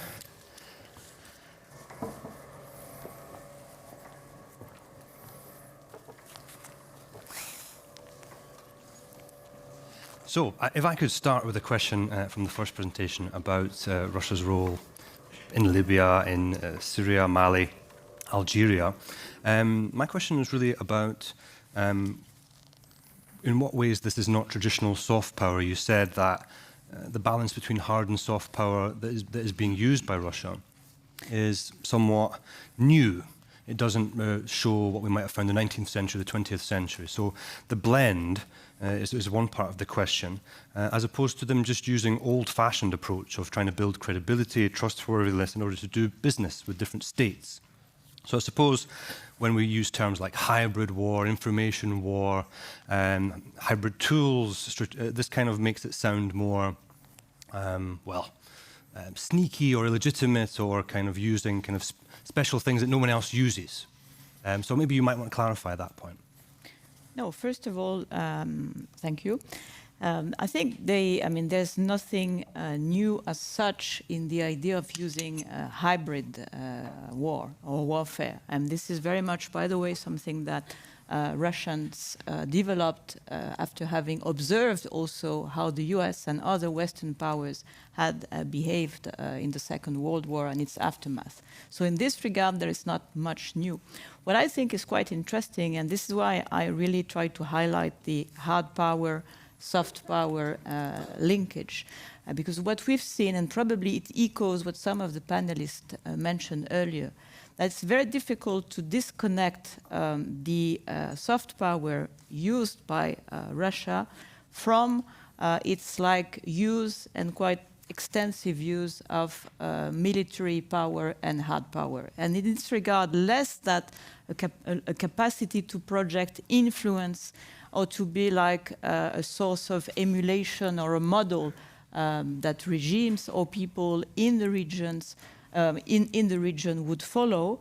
I think Russia has less this capacity than it's using its hard power as an enabler of soft power. So this is why the two dimensions very much linked together, and to some extent Moscow needs the hard power capacity first, of course, to demonstrate its capacity to project its influence, to be a loyal, strong partner, but also to force kind of the imposition of this narrative and the model that it's trying to project, I would say. And this kind of, what they're trying to project is the idea that all these countries should rebalance and depend less on the West and change their course, their foreign policy course, because sometimes that's not so clear, the degree to which there is a coherent narrative they use with all these different countries.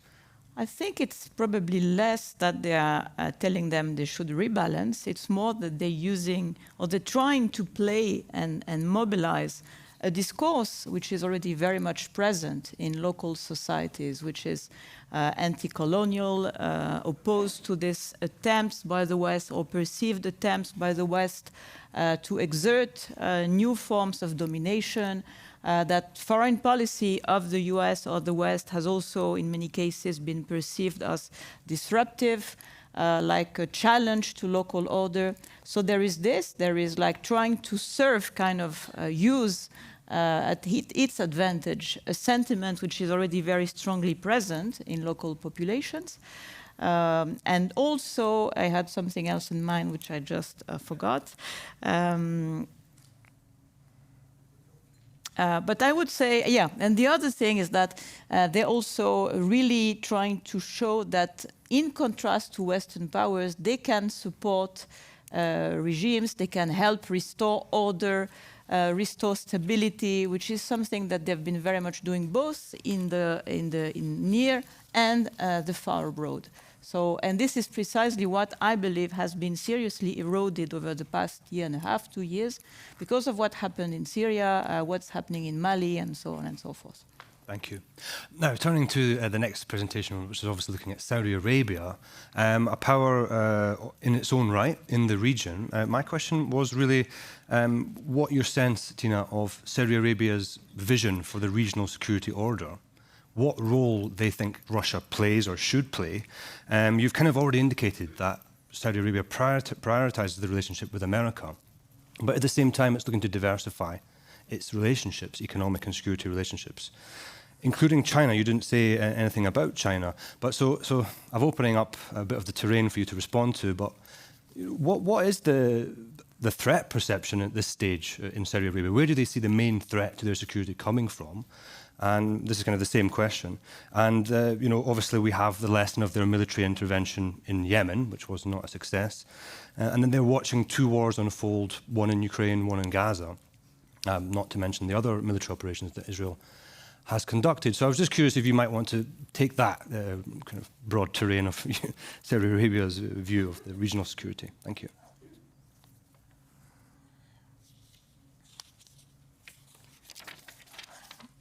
I think they see the main. Thanks a lot. I think they see the main threat coming from, as mentioned, an Iranian or Houthi-led strike on their oil facilities would be the most probable scenario for a threat.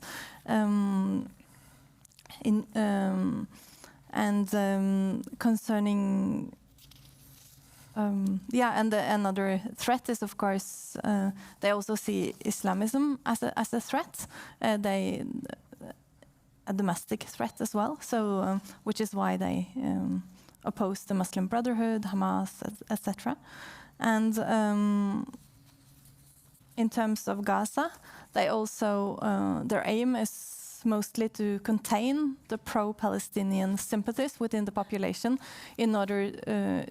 They still maintain the option of normalizing relations with Israel at an opportune time. They have not abandoned that idea at all. And what do you think their view of Russia's position in the Middle East is? Because obviously Russia was involved in Syria. That has now ended with them withdrawing. They have been apparently defeated there to some extent. I'm curious what you think the Saudi perspective is on Russia's waxing or waning power capacities in the region. I think when I spoke with Saudi officials and Saudi social scientists last year in Riyadh, they told me that a lot of Saudis were very disappointed that Russia now has lost a lot of power in the Middle East with the fall of the Assad regime. That also Russia lost a lot of credibility in the Arab world and in Saudi Arabia in particular because of the invasion in 2015. And they said that Russia Russia joined the war on the Assad regime, but without having a clear plan for Syria. And they were very critical of that. And they also, one thing I didn't mention, but Virginie spoke about it, they were very, they didn't have high prospects in the idea of Russian soft power at all in Saudi Arabia. Russia doesn't really have any soft power at all.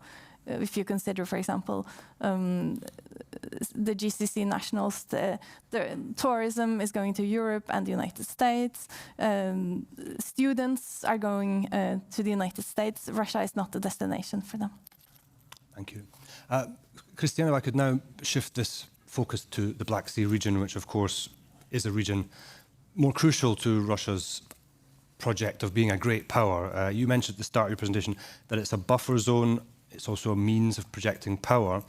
And then there was this question of revisionist agenda that Russia has in the Black Sea. I wonder if you might say a few words about 2 things then. So first revisionism and then being a regional hegemon, so to speak, or dominance. You didn't use the word hegemony, you said dominance. So on the first question about revisionism, the previous order before 2008, before there was discussion of NATO expansion into the Black Sea, into Georgia and Ukraine, From 1991 until 2008, Russia had a base in Crimea, and that was the status quo. So after 2008, NATO expansion changes the balance of power potentially in favour of the West, and Russia is waging a kind of preventative war. This is not my view, this is coming from the Russian side. That they are trying to stop that from happening. So that, in your terms, is revisionism. That's the first question. The second question is about dominance, and I wonder if you would just look at a few other regions that border Russia and say whether you think Russia is even close to being dominant there. For example, Central Asia, South Caucasus, Black Sea. From the picture you put on your last slide, it looks like Russia is barely capable of asserting its military power in the Black Sea. And therefore, this whole quest for dominance, another way it looks somewhat unconvincing and perhaps failing, which is something I think you could respond to. Thank you very much. Yeah, two very relevant concepts, revisionism and dominance. There's a large literature on the phenomenon of revisionist states. And simply put, a revisionist state is a state whose behavior is driven by a desire to change the system that it is part of or achieve a more prominent position within that system. And revisionist states are often contrasted with status quo states. States that strive to preserve things as they are, including the system that they are a part of and their place within the system. States can be revisionist on many levels.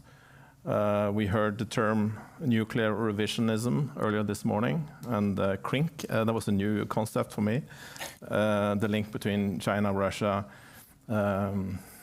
Iran and North Korea. But here we are talking about regional revisionism. We're not talking about necessarily global revisionism, which is about how states seek to challenge the core principles, the norms and power structures of the entire international systems.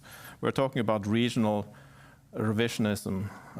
In other words, the things that states do to change the status quo within a specific geographic region, in this case, the Black Sea region. And I have argued that regional security systems, such as that of the Black Sea region, may function as sort of miniature anarchies in their own right.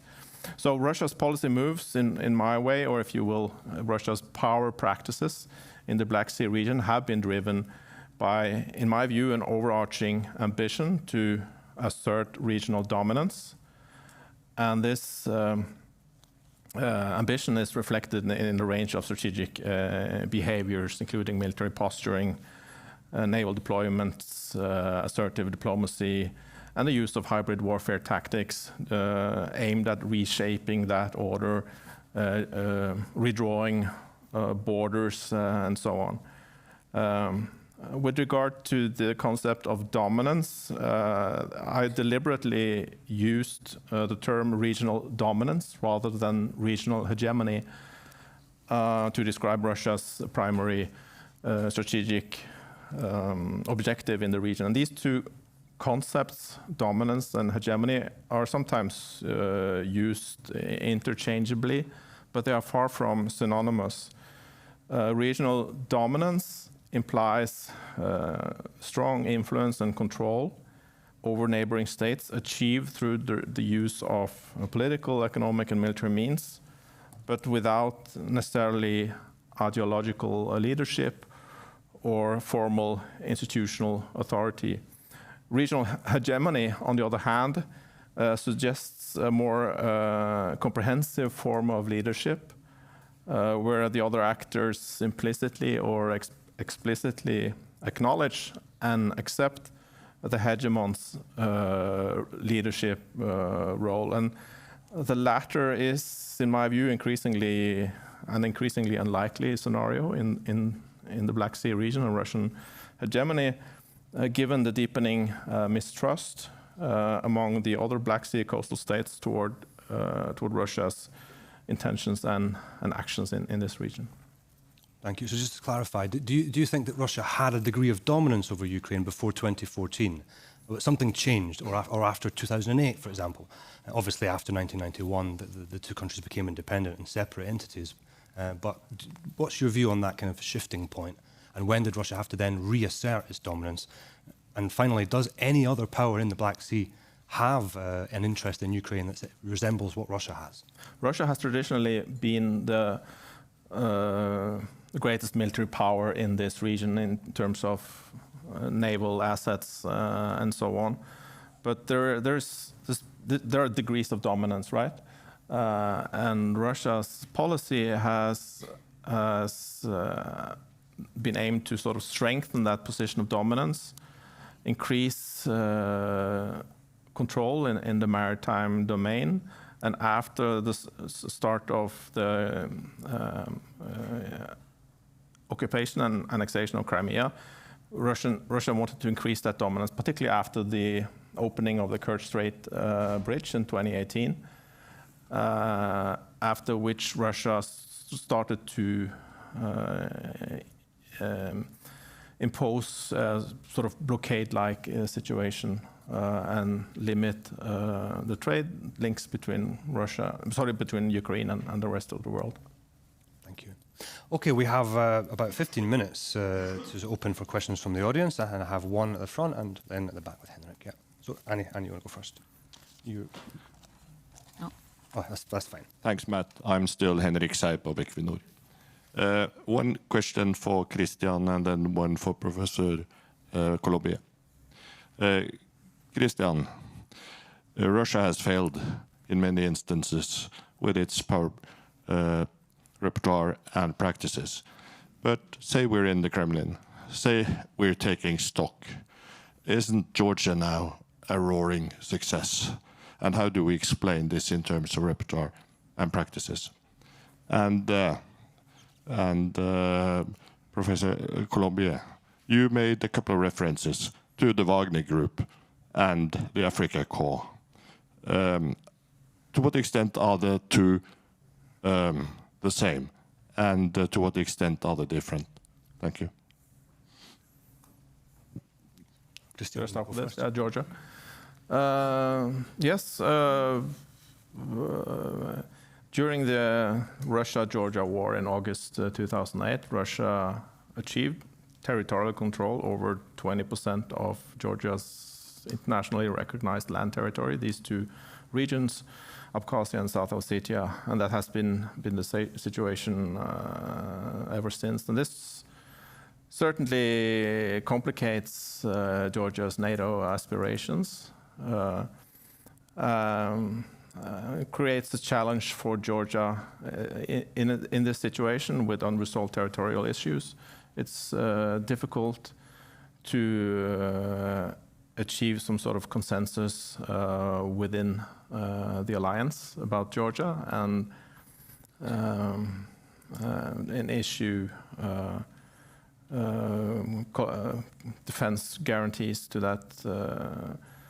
that country. So the issue of Georgian NATO membership has certainly been put on hold for a very long time, and that seems to be this somewhat similar situation as we see in Ukraine. So, but it's difficult to say. I use the term short-term successes, long-term failures. What may seem as a successful outcome in the short term may, in the long term, turn out to be a pretty spectacular failures, and there are plenty of examples of that in the Black Sea region as well as in the MENA region.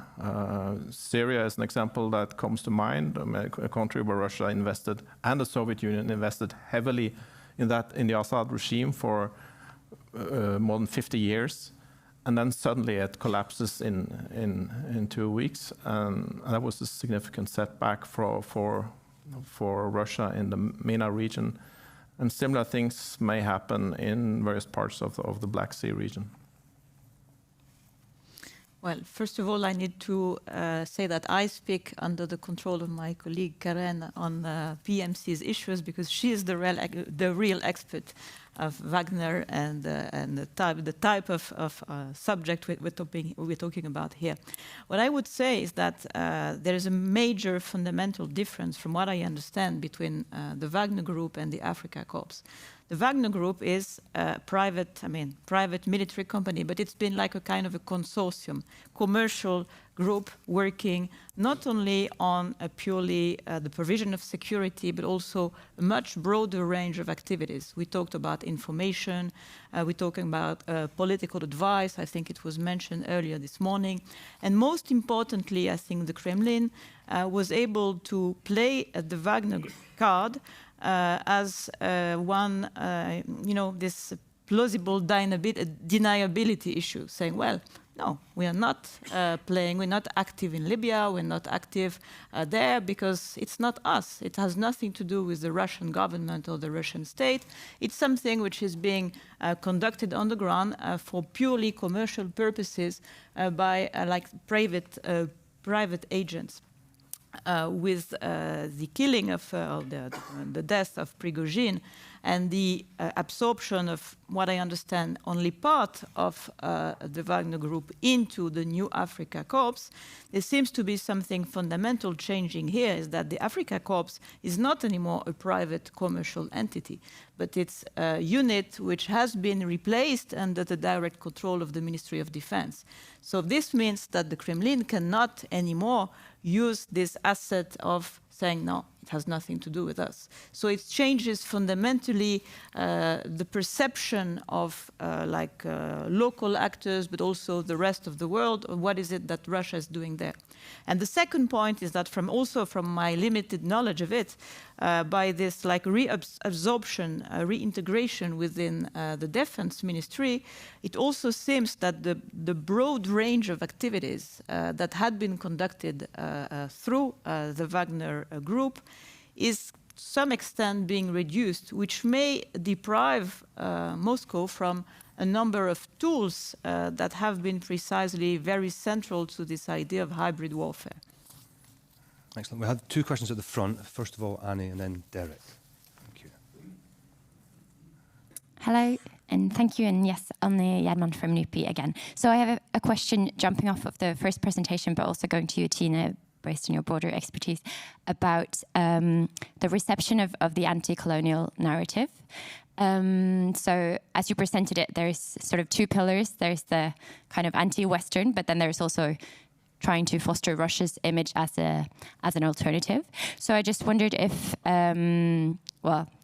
my assumption is that it's easier to have credibility with the first one than also the second one. So so I'm wondering about the kind of the challenges or tensions to Russia presenting itself as with the war in Ukraine in mind and the history and the being a great power. So like the kind of tensions or challenges, and maybe there are also differences between countries, differences between regime and people.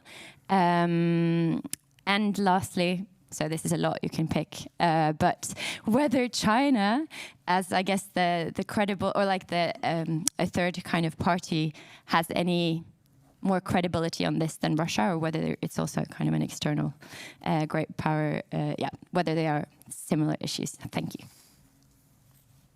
You want to go first? To me, yeah. Okay. Thank you for the question. It gives me the opportunity to add something to the presentation that I made, which was very much focused on the outputs or the results of the research that we conducted in 2023, 2024. At a time, maybe we had this perception that Russia's influence was really growing, and to some extent it seemed like something which was really going forward. And I think the elements that I mentioned as central to Russia's strategy in the region have been increasingly challenged on two issues. I think this idea of the anti-colonial narrative was very easy to play when you're faced on the ground only by, let's say, the West, the US or the Europeans. If you look at how the geopolitical landscape has evolved in the MENA region, you've seen that one of the key patterns of the transformation or change is precisely the emergence of middle powers or regional powers that have started to play a much more important role, both in conflict countries, but also in mediation initiatives and so on and so forth.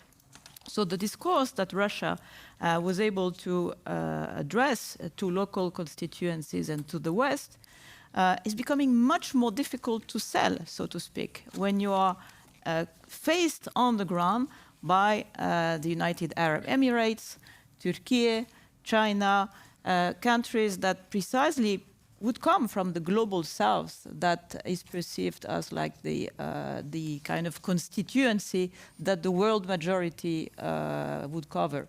So I think it's one of the very central elements that is now creating issues for the success of like the dissemination of this narrative. And I would maybe just add, we can probably develop it further, also this idea that Russia delivers. Look, we are loyal, reliable partner, and when we do something, we do it, and this is something that results in success. After what happened in Syria, but also if you look at the developments in Mali over the past few weeks, this is also something that is creating serious issues to Russia in terms of pushing the narrative of success. Excellent. We're running out of time. We have a couple of minutes left. I don't know if you wanted to respond, Tine, to this question of Saudi Arabia's anti-colonial. Yeah, I don't see Russia having any soft power influence. They had Russia or Soviet Union had soft power influence with students from Syria, Egypt, Algeria, etc. But that was people who were born in the 50s and 60s. So the new generation, I think, like the middle powers, Turkey is important, but also Hamas, Hezbollah, Iran to some extent. These are important actors, not Russia. Excellent. Well, we have basically run out of time, and if I took another question, I would be infuriating the organisers. So I better not do that, but I encourage you to speak to the panellists in the break. And let me just take the opportunity to say thank you to all three presenters and wish them the best of luck with their subsequent publications that we all will be following with great enthusiasm. Thank you very much. Thank you, Martin.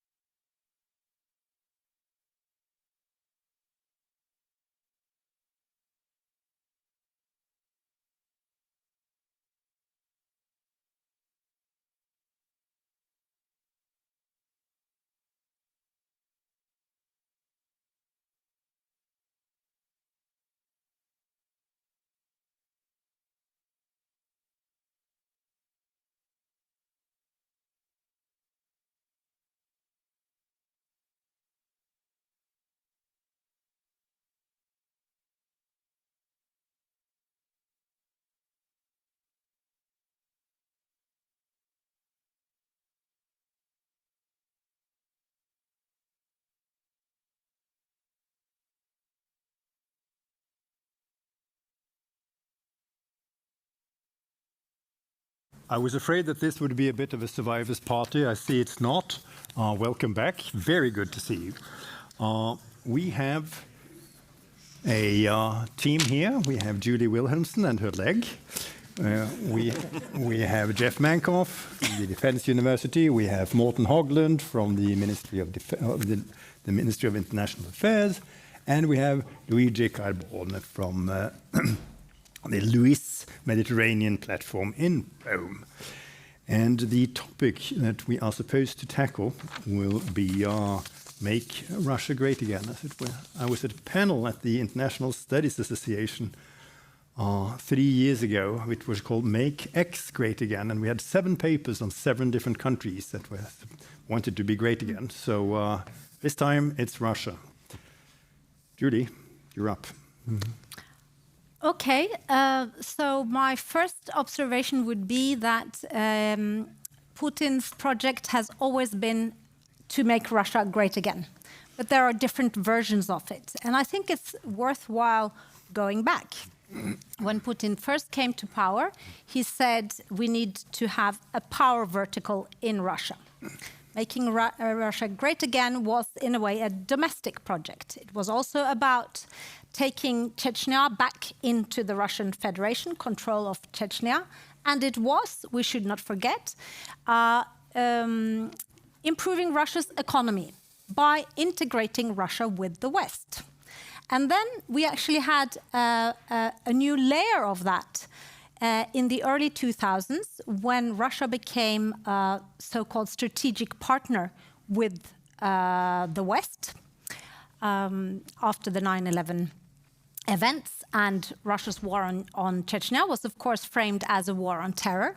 So it's a long story how that partnership unraveled. But the point of remembering this is simply to say that the project of making Russia great again has changed, and Russia's relations to different other great powers, which was also in the topic of our panel, has shifted. So if we fast forward to Russia today, I think many of us, including myself, we were taken aback by the 2022 re-invasion, which we call it now, because it seemed to signal a Make Russia Great Again project, which I at least hadn't been aware of enough. It seemed to signal a kind of imperial, blindly expanding type project on the Kremlin's side, and not a very well calculated undertaking, so to say. But then there's also been the Make Russia Great Again project, which has a much longer line if you go back in the discourse of the Kremlin, and that is Russia as the revanchist power. And what Iver, in a way, mentioned, the enormous focus on being against whatever Russia does, whatever the West does, picking up pace with the discourse on the color revolutions, NATO expansion, etc. So I would say that is the type of identity discourse which has returned also now in the war on Ukraine. So the imperial discourse is actually not as strong any longer. It's more still about this claim that the West is trying to get to Russia now through Ukraine. And I think even though we have to note that Russian propaganda, which a lot of the Kremlin talk is about, is very, very eclectic. So they work with these different versions of what they are and what they're wanting to do, and they do it, I think, very consciously, because it means that you can play up a version of what Russia is doing when you need it. So, for example, they have found out that the discourse on saving the Russophone population in the eastern Ukraine actually works pretty well with the Russian domestic public. Therefore, that's something which is still lifted up in Kremlin discourse. So that's just to say that it's quite difficult to say today what is the Great Again project of Putin actually about. And when Karin and I have been doing these readings, we do readings of lots of Russian texts. I would say as one core project now to keep your eyes on, or one core articulation, which this is not only our finding, you find it in now books by established Russian scholars, it is the notion of a state civilization. Mm-hmm. So I think this, if you want to understand how Russia wants to become great again, you should follow how they articulate this state civilization. So just a few comments on what that seems to imply. So a state civilization is obviously something more than a national state. And according to Putin, the borders of the state civilization is in a way defined by the people who belong to this civilization. And if you look at how they draw up the picture of this civilization, it's an organic yet still authentic quality to the civilization. So it's about a particular civilization's values, traditional values, also its way of doing politics, so political system, and its particular historical experience. So for our work, we're trying to, find out, is there a difference with Russia's project in the far and near abroad? This actually kind of explains why there is a difference. Because the Ukrainians, of course, are just squarely put into this state civilization. They are on the inside of the borders. Whereas in Syria, Russia portrays itself much more as an external actor. So I don't know if there were any other important points, but at least I think that's fine. That's fine. but the last thing I wanted to say is that we're all watching how great does Russia want to be. That yes, it means that the project is outside of Russia's borders, obviously, but it's not limitless. Because these civilizations in Russian discourse, they are kind of indigenous and they cannot be influenced or changed, or should not. So in a way, here comes the protection which you have to keep these civilizations. Thank you so much. Jeff? Okay, thank you. I have to start by, first of all, thanking NUPI for organizing this, but also add the disclaimer that because I work for National Defense University in Washington, my views are my own and don't reflect those of my employer or the US government. Okay, with that out of the way. I think it's worth keeping in mind that this idea of making Russia great again, if you want to put it in those terms, has existed in some form almost from the beginning of the modern Russian Federation, because for the Russian elite, the Russian leadership, the collapse of the Soviet Union represented a loss. It was a loss of an identity, it was a loss of status, it was a loss of territory, it was a loss of a kind of ontological understanding of who we were. And so a lot of Russian politics and foreign policy as a subset of Russian politics has been organized since 1991 on this making Russia great again, this recognition that Russia had lost something and that its natural status was greater than the real existing Russia of the post-Soviet era. In his so-called millennium message in 1999, when he'd been designated Boris Yeltsin's successor, Vladimir Putin gave a speech sort of articulating his worldview and what he saw the role of his approaching presidency to be. And he said in that speech, Russia is and always has been a great country, but it risks falling into the second, third, or even fourth rank of powers if we don't do something about it. And so this was in 1999. And so if you think about the whole quarter century of Putin's time in power, making sure that Russia didn't fall into this second, third, fourth rank of powers has been one of the organizing principles, one of the priorities of his entire presidency. Now, what does it mean to be great? There were surveys done of Russian citizens, and lots of surveys have been done. And even if you look at surveys done in the 1990s, you get a large percentage, sometimes a plurality, of Russian citizens saying Russia should be a great power. But then you start drilling down on what that actually means. And especially in a lot of these earlier surveys, when people were asked what they meant by Russia should be a great power, they said a prosperous country with a good economy and a good standard of living.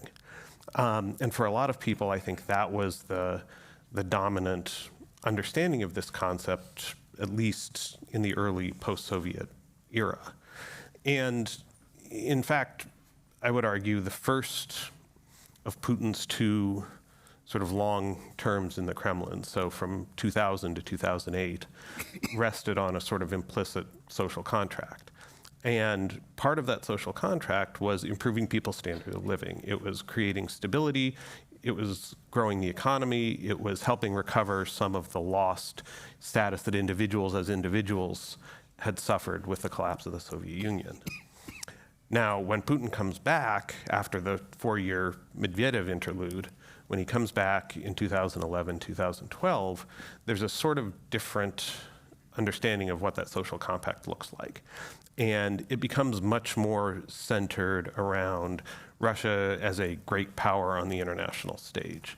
And I think there are a variety of reasons for why this shift took place. Julie mentioned the color revolutions. I think that's a big one. In one of the earlier panels today, there's some touching on the Arab Spring. I think that's also a big driver because the Russian leadership, Putin, looked at the color revolutions, looked at the Arab Spring as being sort of similar phenomena. These were driven by, in his understanding, Western democracy promotion, Western NGOs, George Soros, right? And Russia was on the list in the self-understanding of the elite for countries that were facing this same sort of Western onslaught. And if you remember back to this period when Putin is planning his return to the Kremlin in 2011, 2012, there are these massive protests against the decision to, as they called it in Russian, rokirovka, castling, like in chess, between Putin and Medvedev. So it's not super far-fetched, this understanding of Russia as being sort of next in line for a color revolution. And then once Putin is back, sort of organizing his second term in the Kremlin from 2012 on around some of these anti-Western, pushing back against the West, restoring Russia as a major actor on the world stage. That's been the dominant theme. And that informs, I think, the first annexation, or the first intervention in Ukraine, the annexation of Crimea, to some degree the intervention in Syria, and then certainly, and we've seen this turbocharged with the second invasion of Ukraine in 2022. I've got some other thoughts on sort of concepts of empire and civilization and all of that, but I think we'll save that for the discussion. Thanks. If you want to jump here, since I'm the odd man out, you can do that. If you want to try it. Okay. Yeah. All right, so I'll pick up on the issue of Russia revanchism that Julie has mentioned and look at how this has played out in the Middle East and North Africa, because that's the region outside, near abroad, where Russia has tried to have a comeback. And it's a region that obviously plays an important role, as since '91, in the Russian post-Soviet times, Russia has lost a lot of its influence and capacity to play a role in this region. Indeed, a few remaining allies like Algeria and Syria were there, but Russia's role was clearly diminished. So this idea of making Russia great again comes back also trying to revamp the projection in the MENA region. And Arab Spring was an opportunity to start playing into the geopolitical dynamics that came about and the several civil wars. But obviously, as everybody knows, the key moment has been Russian military intervention in Syria in 2015. That is very much a hard power projection. That is very much a successful operation because it managed to change the balance of forces against that were going against Assad regime. And above all, it's an operation that has an important return in image for Russia in the region. I mean, after all, a projection of power and strength resonates strongly amongst many of the countries in the region.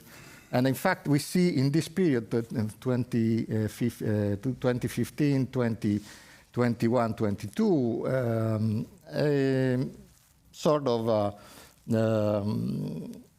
increased capacity of Russia to project itself with a number of countries, and not the traditional ones. Actually, Algeria is an interesting example because you would expect the doubling down, a deepening of the relationship, but not much happens in these times. So there is a lot of posturing, but neither one of the two sides seems to be able to invest deeply.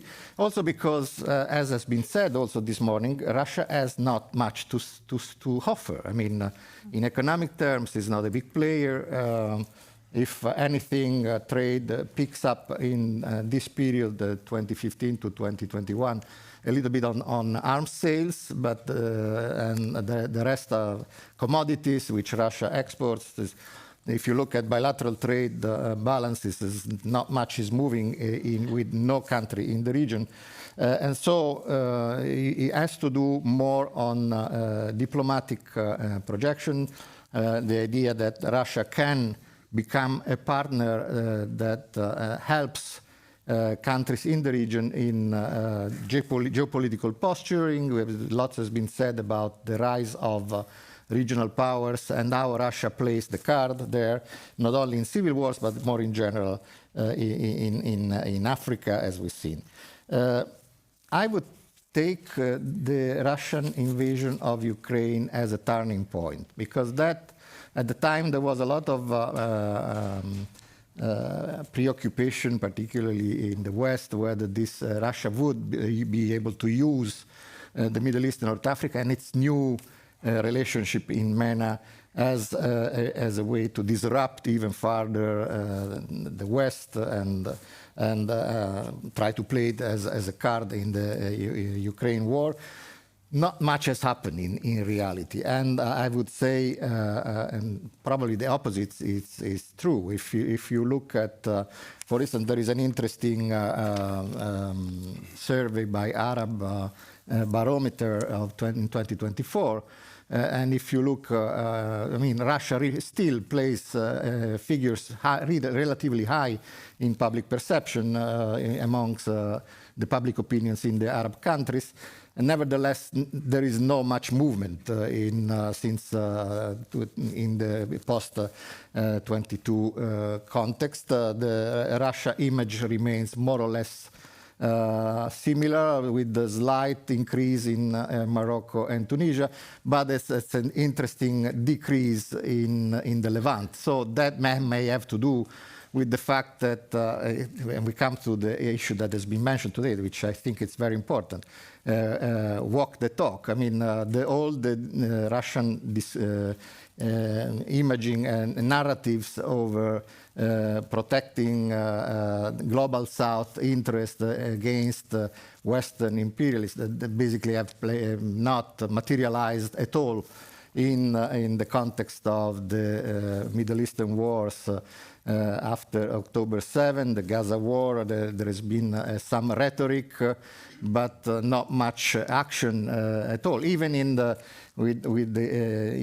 case of Iran, the relationship with Iran has not, apart from some exchange in weapons, has not materialized at all in any concrete support when Iran was attacked by Israel and the US.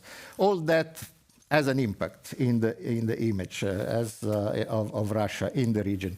I think the image of power and strength has been tarnished.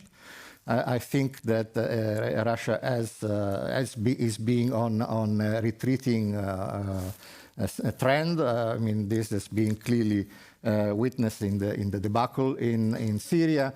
But I would say even in the lack of capacity to concretize its dream of establishing a base in the Red Sea, it's after long negotiations with Sudan, they finally decided to definitely freeze for the time being the idea of a base, a naval base in Port Sudan.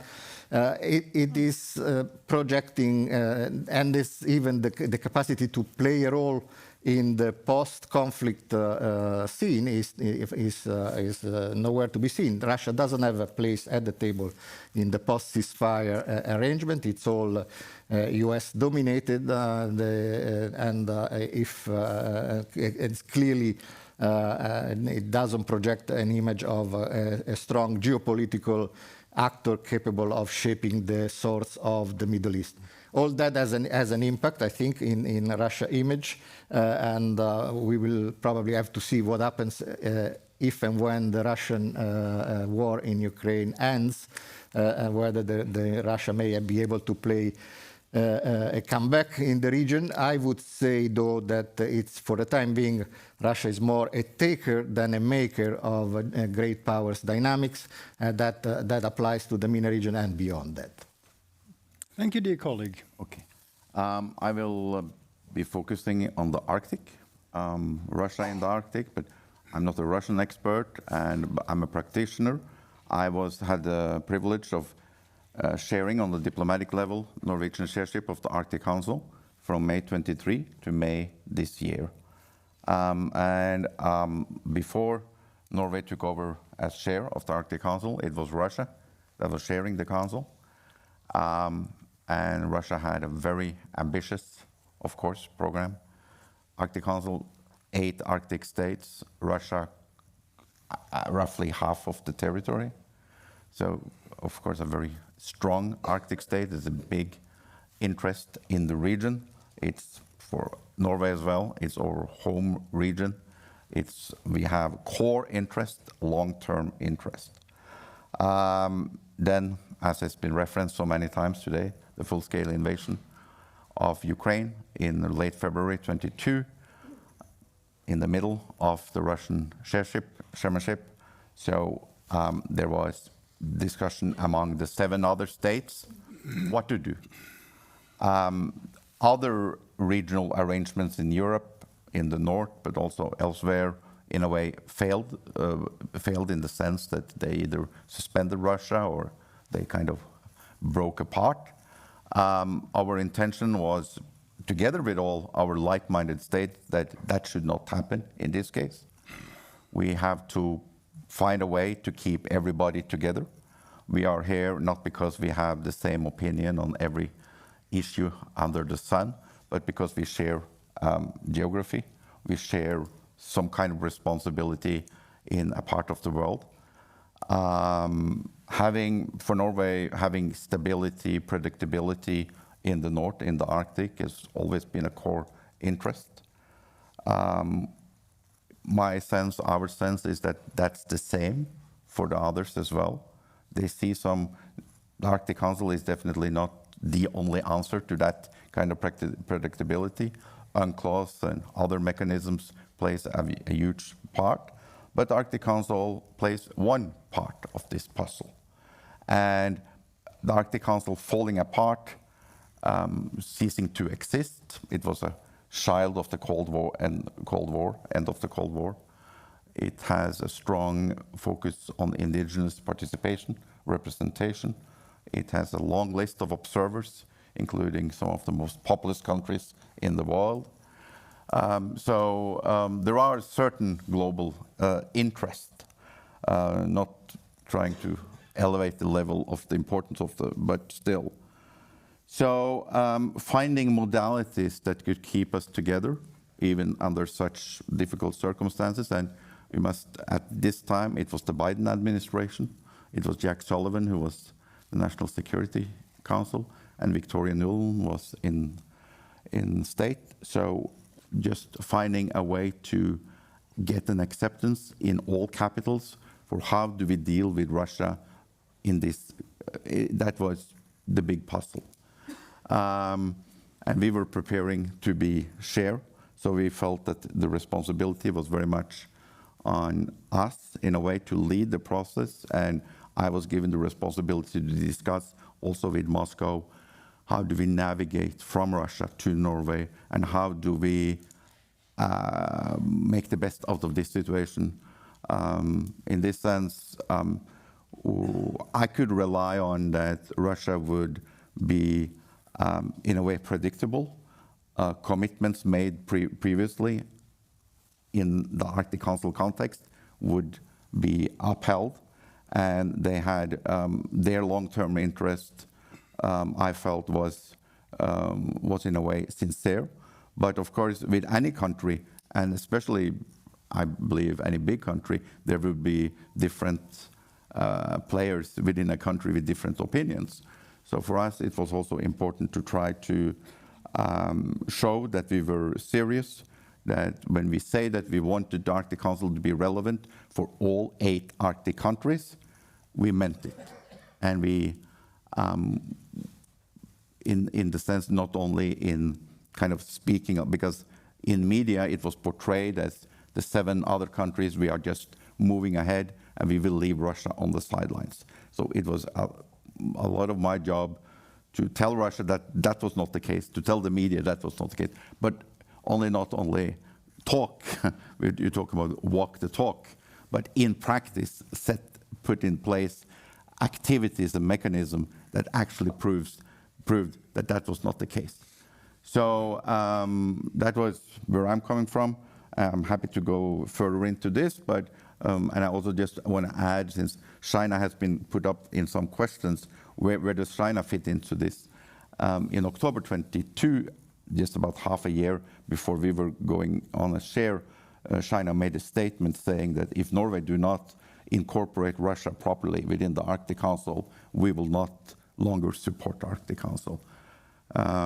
So that was just kind of a remark on the sidelines, but just to, so it was, and it didn't put any added pressure because the pressure was already there, but it was just at least a comment for a state who followed us with interest.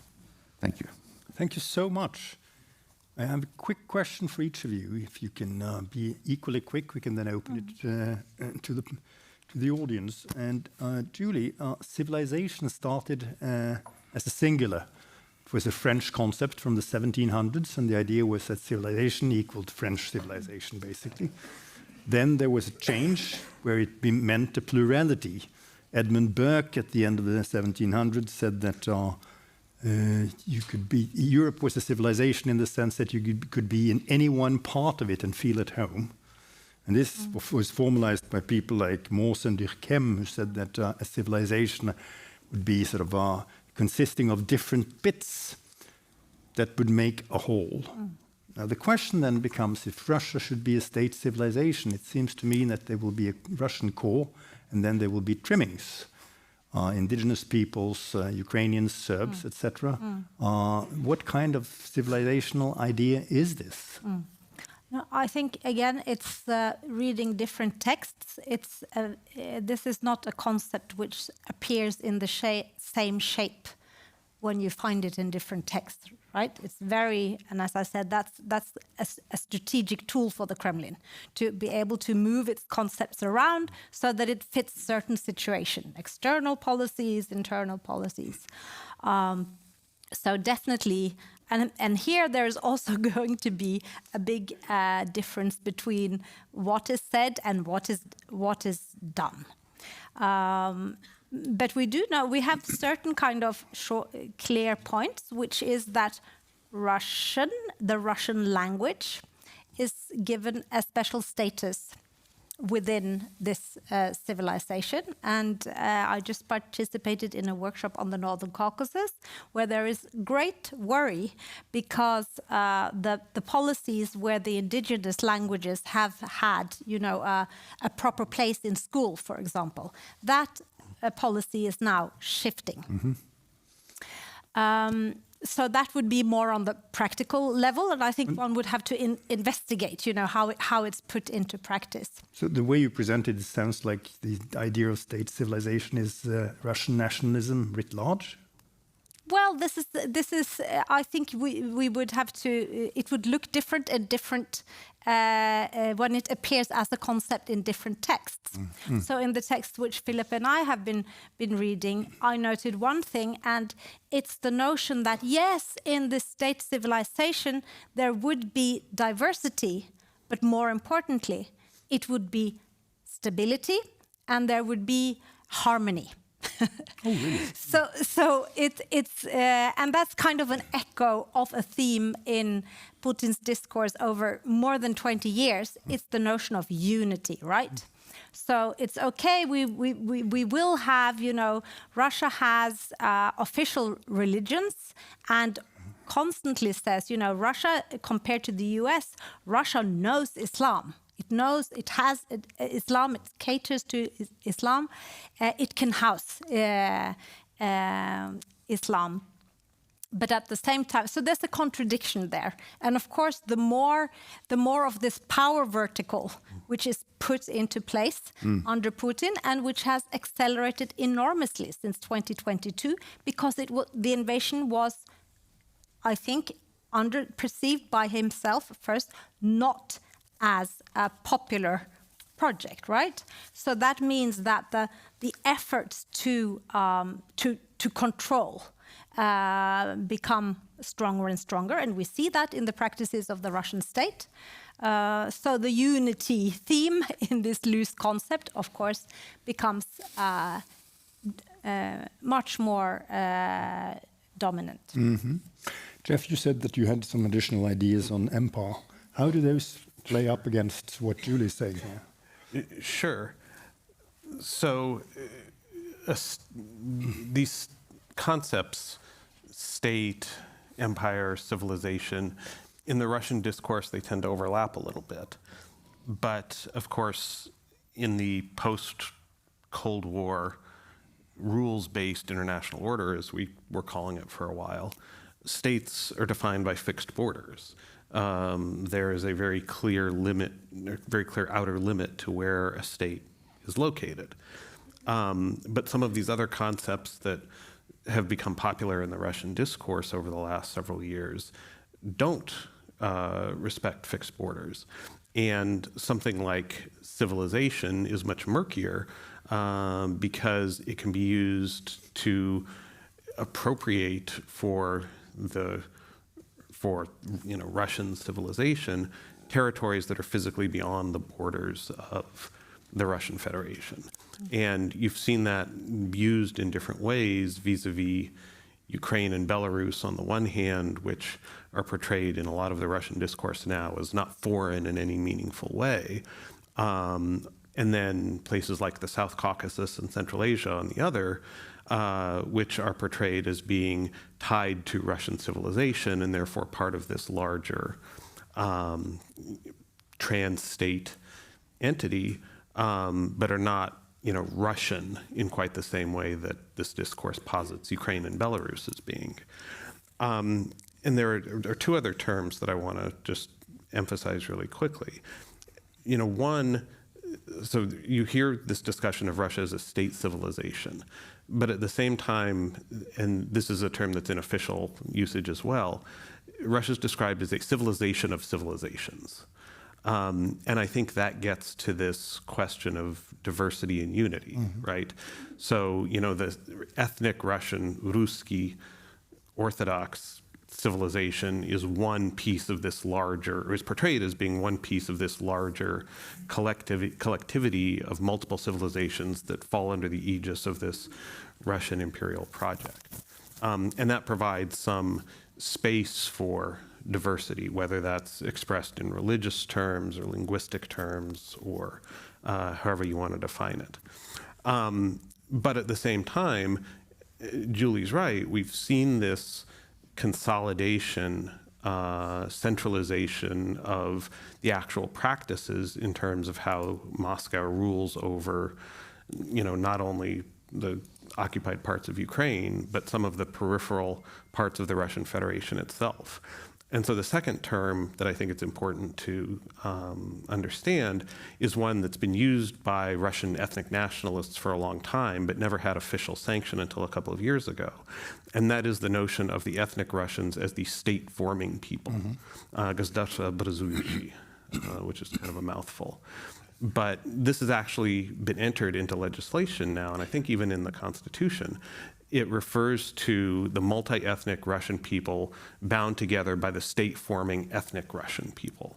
And so that provides a basis or a platform for making the ethnic Russian way of doing things, including the language and potentially the orthodoxy, as being kind of privileged within this multi-layer civilization of civilizations. So there's this balance that I think the Kremlin is trying to strike between, on the one hand, acknowledging the reality of diversity and trying to make a virtue of this diversity, because Russia's not just a nation state. It is a, as they portray it, civilization of civilizations, but at the same time trying to emphasize this theme of unity against the threat of disintegration, which has always been an overriding fear. And certainly, the collapse of the Soviet Union along ethnic lines showed the very reality of that kind of fear. Thank you. Professor, the point was made by your colleague that American extravaganzas in Afghanistan, Iraq, Libya had been noted throughout the region, and that this had given the US a bad rap, and that it had opened the field for talking about Russia as a non-imperial power. But one wonders, there's something very strange here, given how Russia actually behaved in Syria from 2015 onwards. If it's the case that Russia is not marked as an imperial power after that little excursion, what would be the explanation of that? I think it's an interesting question. I think it has to do with the fact that Russia narratives intersect existing sentiments, as Virginie has been saying in her presentation. The anti-Western, anti-colonization narrative is very strongly felt. I would say it's even on the rise. It's quite impressive how much it shapes, for instance, political views in Africa. It's even more than in the Middle East. So the strategic opportunism, the flexibility that Russia has shown in intersecting local sentiments and making using them to plug in with its own narratives is probably the explanation. I agree with what you have been discussing. This concept of civilization, of civilizations of civilizations, it doesn't really make sense, and it doesn't provide for a real alternative to the liberal order, the Western-led order, the way they depict it. It's unclear how and why it should produce a better world. And it's interesting that even in the foreign policy documents that have to do with these ideological projects, there is not much said. And some of the regions that don't have civilization traditionally appear there as left in a limbo, like Africa, which would just be a regional order without any major civilizational construct. So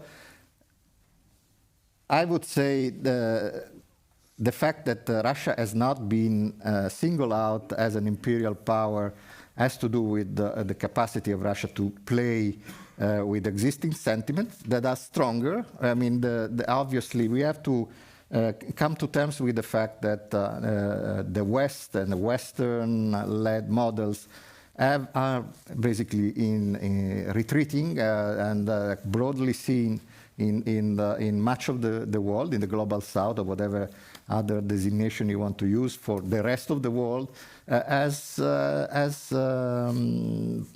responsible for all the evils that we are witnessing at the moment. And it's an easy game if you try to maximize your image, and you don't have to, and you will not be called accountable for whatever you have been doing because it doesn't appear to be there. I think it's a short-term game. I mean, they will not be able to sustain it for much longer, especially if they get entangled into great power dynamics, because then the game becomes much less ideological and much more hard power. We don't have the time, I'm afraid. It's interesting because if you look at the period of formal imperialism in a country like Uganda, the time is soon at hand when that period is equally long when the period has elapsed since that time. So it's interesting if there should become an upsurge in the talk about that. And finally, confidence-building measures.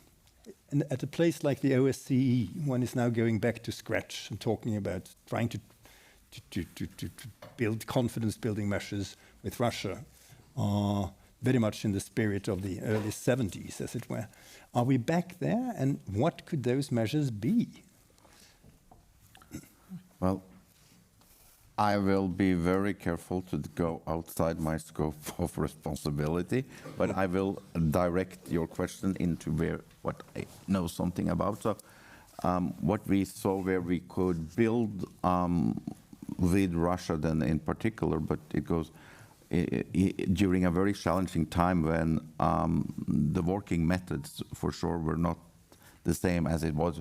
First we had COVID, and then we had this situation after the full-scale invasion, building on personalities who established networks, established interest, established core, when you have a la carte organization like the Arctic Council where you work on so many things, but there are certain elements or certain where you have the amazing researchers from this country or that country, and Russia certainly has a number of them, and you plug into that, you build on that, and through recognizing such just value of input coming from that institution or specifically from one person, you build confidence. You don't throw everything out. You go back, and it helps in we are mostly famous for work on environmental issues, but work on a lot of else things, on search and rescue and energy and so on. But let's say on the environmental, which is, and we don't work on military security, makes it a lot easier. So it was, easy to, in a way, pinpoint certain areas where Russia was doing distinguished work and put them in the lead. Even during the most difficult times, we did workshops out in the field, not in Russia, elsewhere, with Russians leading, because they were recognized for their quality of work. But that could not have been possible unless we had a history to build on. So you have to look what is the possibilities, and we put up a wildland fire initiative, because wildland fires in the Arctic and globally has become a very hot topic, so to speak. Truly, Siberia, Canada, and so on. So it was, and Russia had a lot of specific interest. We didn't get as deep within Russia on that issue as we wanted to, but it was certainly recognized as an issue of great interest and value, because it's very practical, very concrete, and you look at different aspects to merge emergency preparedness, response, how to make sure local communities can, be the first responders and so on. So trying to identify areas. So that was our approach. Thank you. We have time for one question. Professor Averre, Derek, I noticed that you couldn't ask your question the last time. Would you like to ask it now? I've got 3 completely different questions now, so I don't... Not questions, actually. What about comments. settling for one? Okay, I'll restrict it, if we only got 2 minutes, to the last thing that Iver raised, the issue of Russia as an imperial power. I honestly, and we referred back to the Syria intervention, honestly, I cannot say how this was the work of an imperial power. There was no question of hegemony. It was seeking, admittedly, to maintain, not to create, but to maintain a client state, because that is historical relations with Hafizah al-Assad and then with Bashar al-Assad. Relatively little in the way of boots on the ground. In other words, a very limited intervention. And really, Russia never had that influence over Assad. Assad was very intransigent. That became clear very early on, after the beginning of the Arab Spring, after the Syrian civil war broke out. So really, how was that Russia as an imperial power? Maybe if you're talking about the neighborhood, with the historical things. But when was Russia? Well, you've got to go back to the early 19th century, probably the first half of the 19th century, if you were talking about Russia as a real imperialist power, when they were fighting the Turks and the Persians, as we then called them, for control over trade routes, etc. But now, for me, that's something in the past. That's historical. And I honestly don't see how it's an imperial power. And I think sometimes we get clouded by certain simple or simplistic ideas, which need to be rethought if we're going to really understand what Russia's doing there. I've got 1 or 2 other kind of points which are more or less on the same area, but we haven't really time. Thank you. Would you like to respond before we pass it on? No, I agree. I mean, it's interesting that part of, also in terms of the narratives of what Russia's trying to say, tries to reconnect with Soviet narratives on anti-colonial sentiments and anti-colonial policy, and that they are all attributed to the West. So it plays into the hands of the Russians to say that the West is the culprit of colonialism.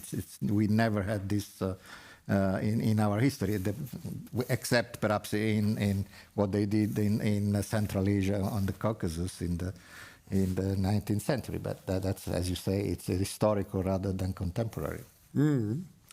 Before we hand it over to Jakub Godzimirski for a final word, I think we should give our panelists a round of applause. Mm-hmm.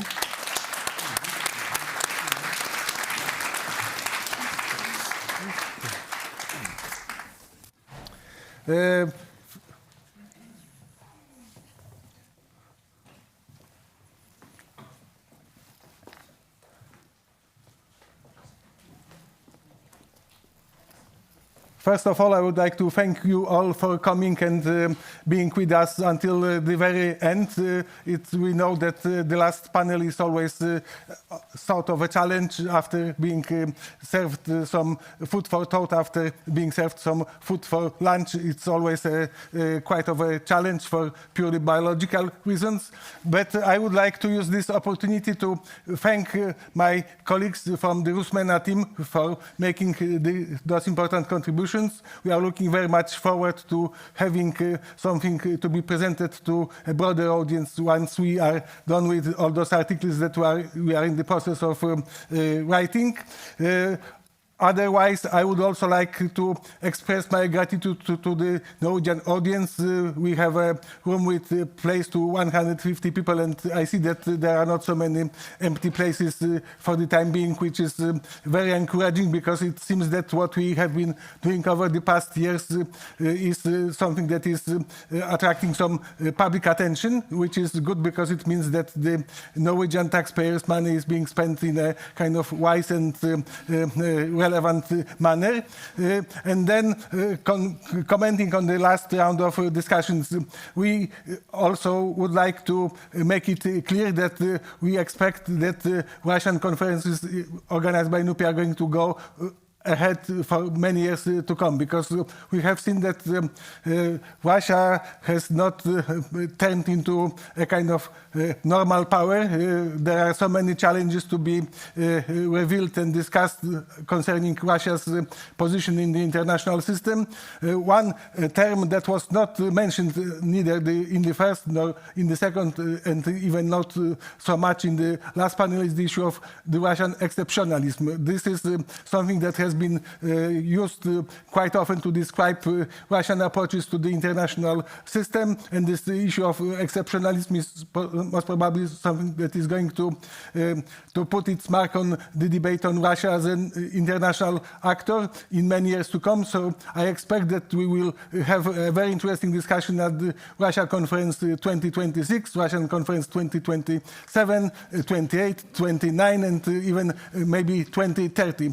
So please feel free to come back to join us for the next rounds of discussions about Russia's exceptionalism, how this plays out in the context, in the regional context, in the global context. MENA region is definitely an interesting prism to look at Russia, but I unfortunately expect that there are going to be other prisms to be looked to at Russia as an international actor. So please join us in 2026, 2027, 2028, and 2029, and maybe even in 2030. See you again.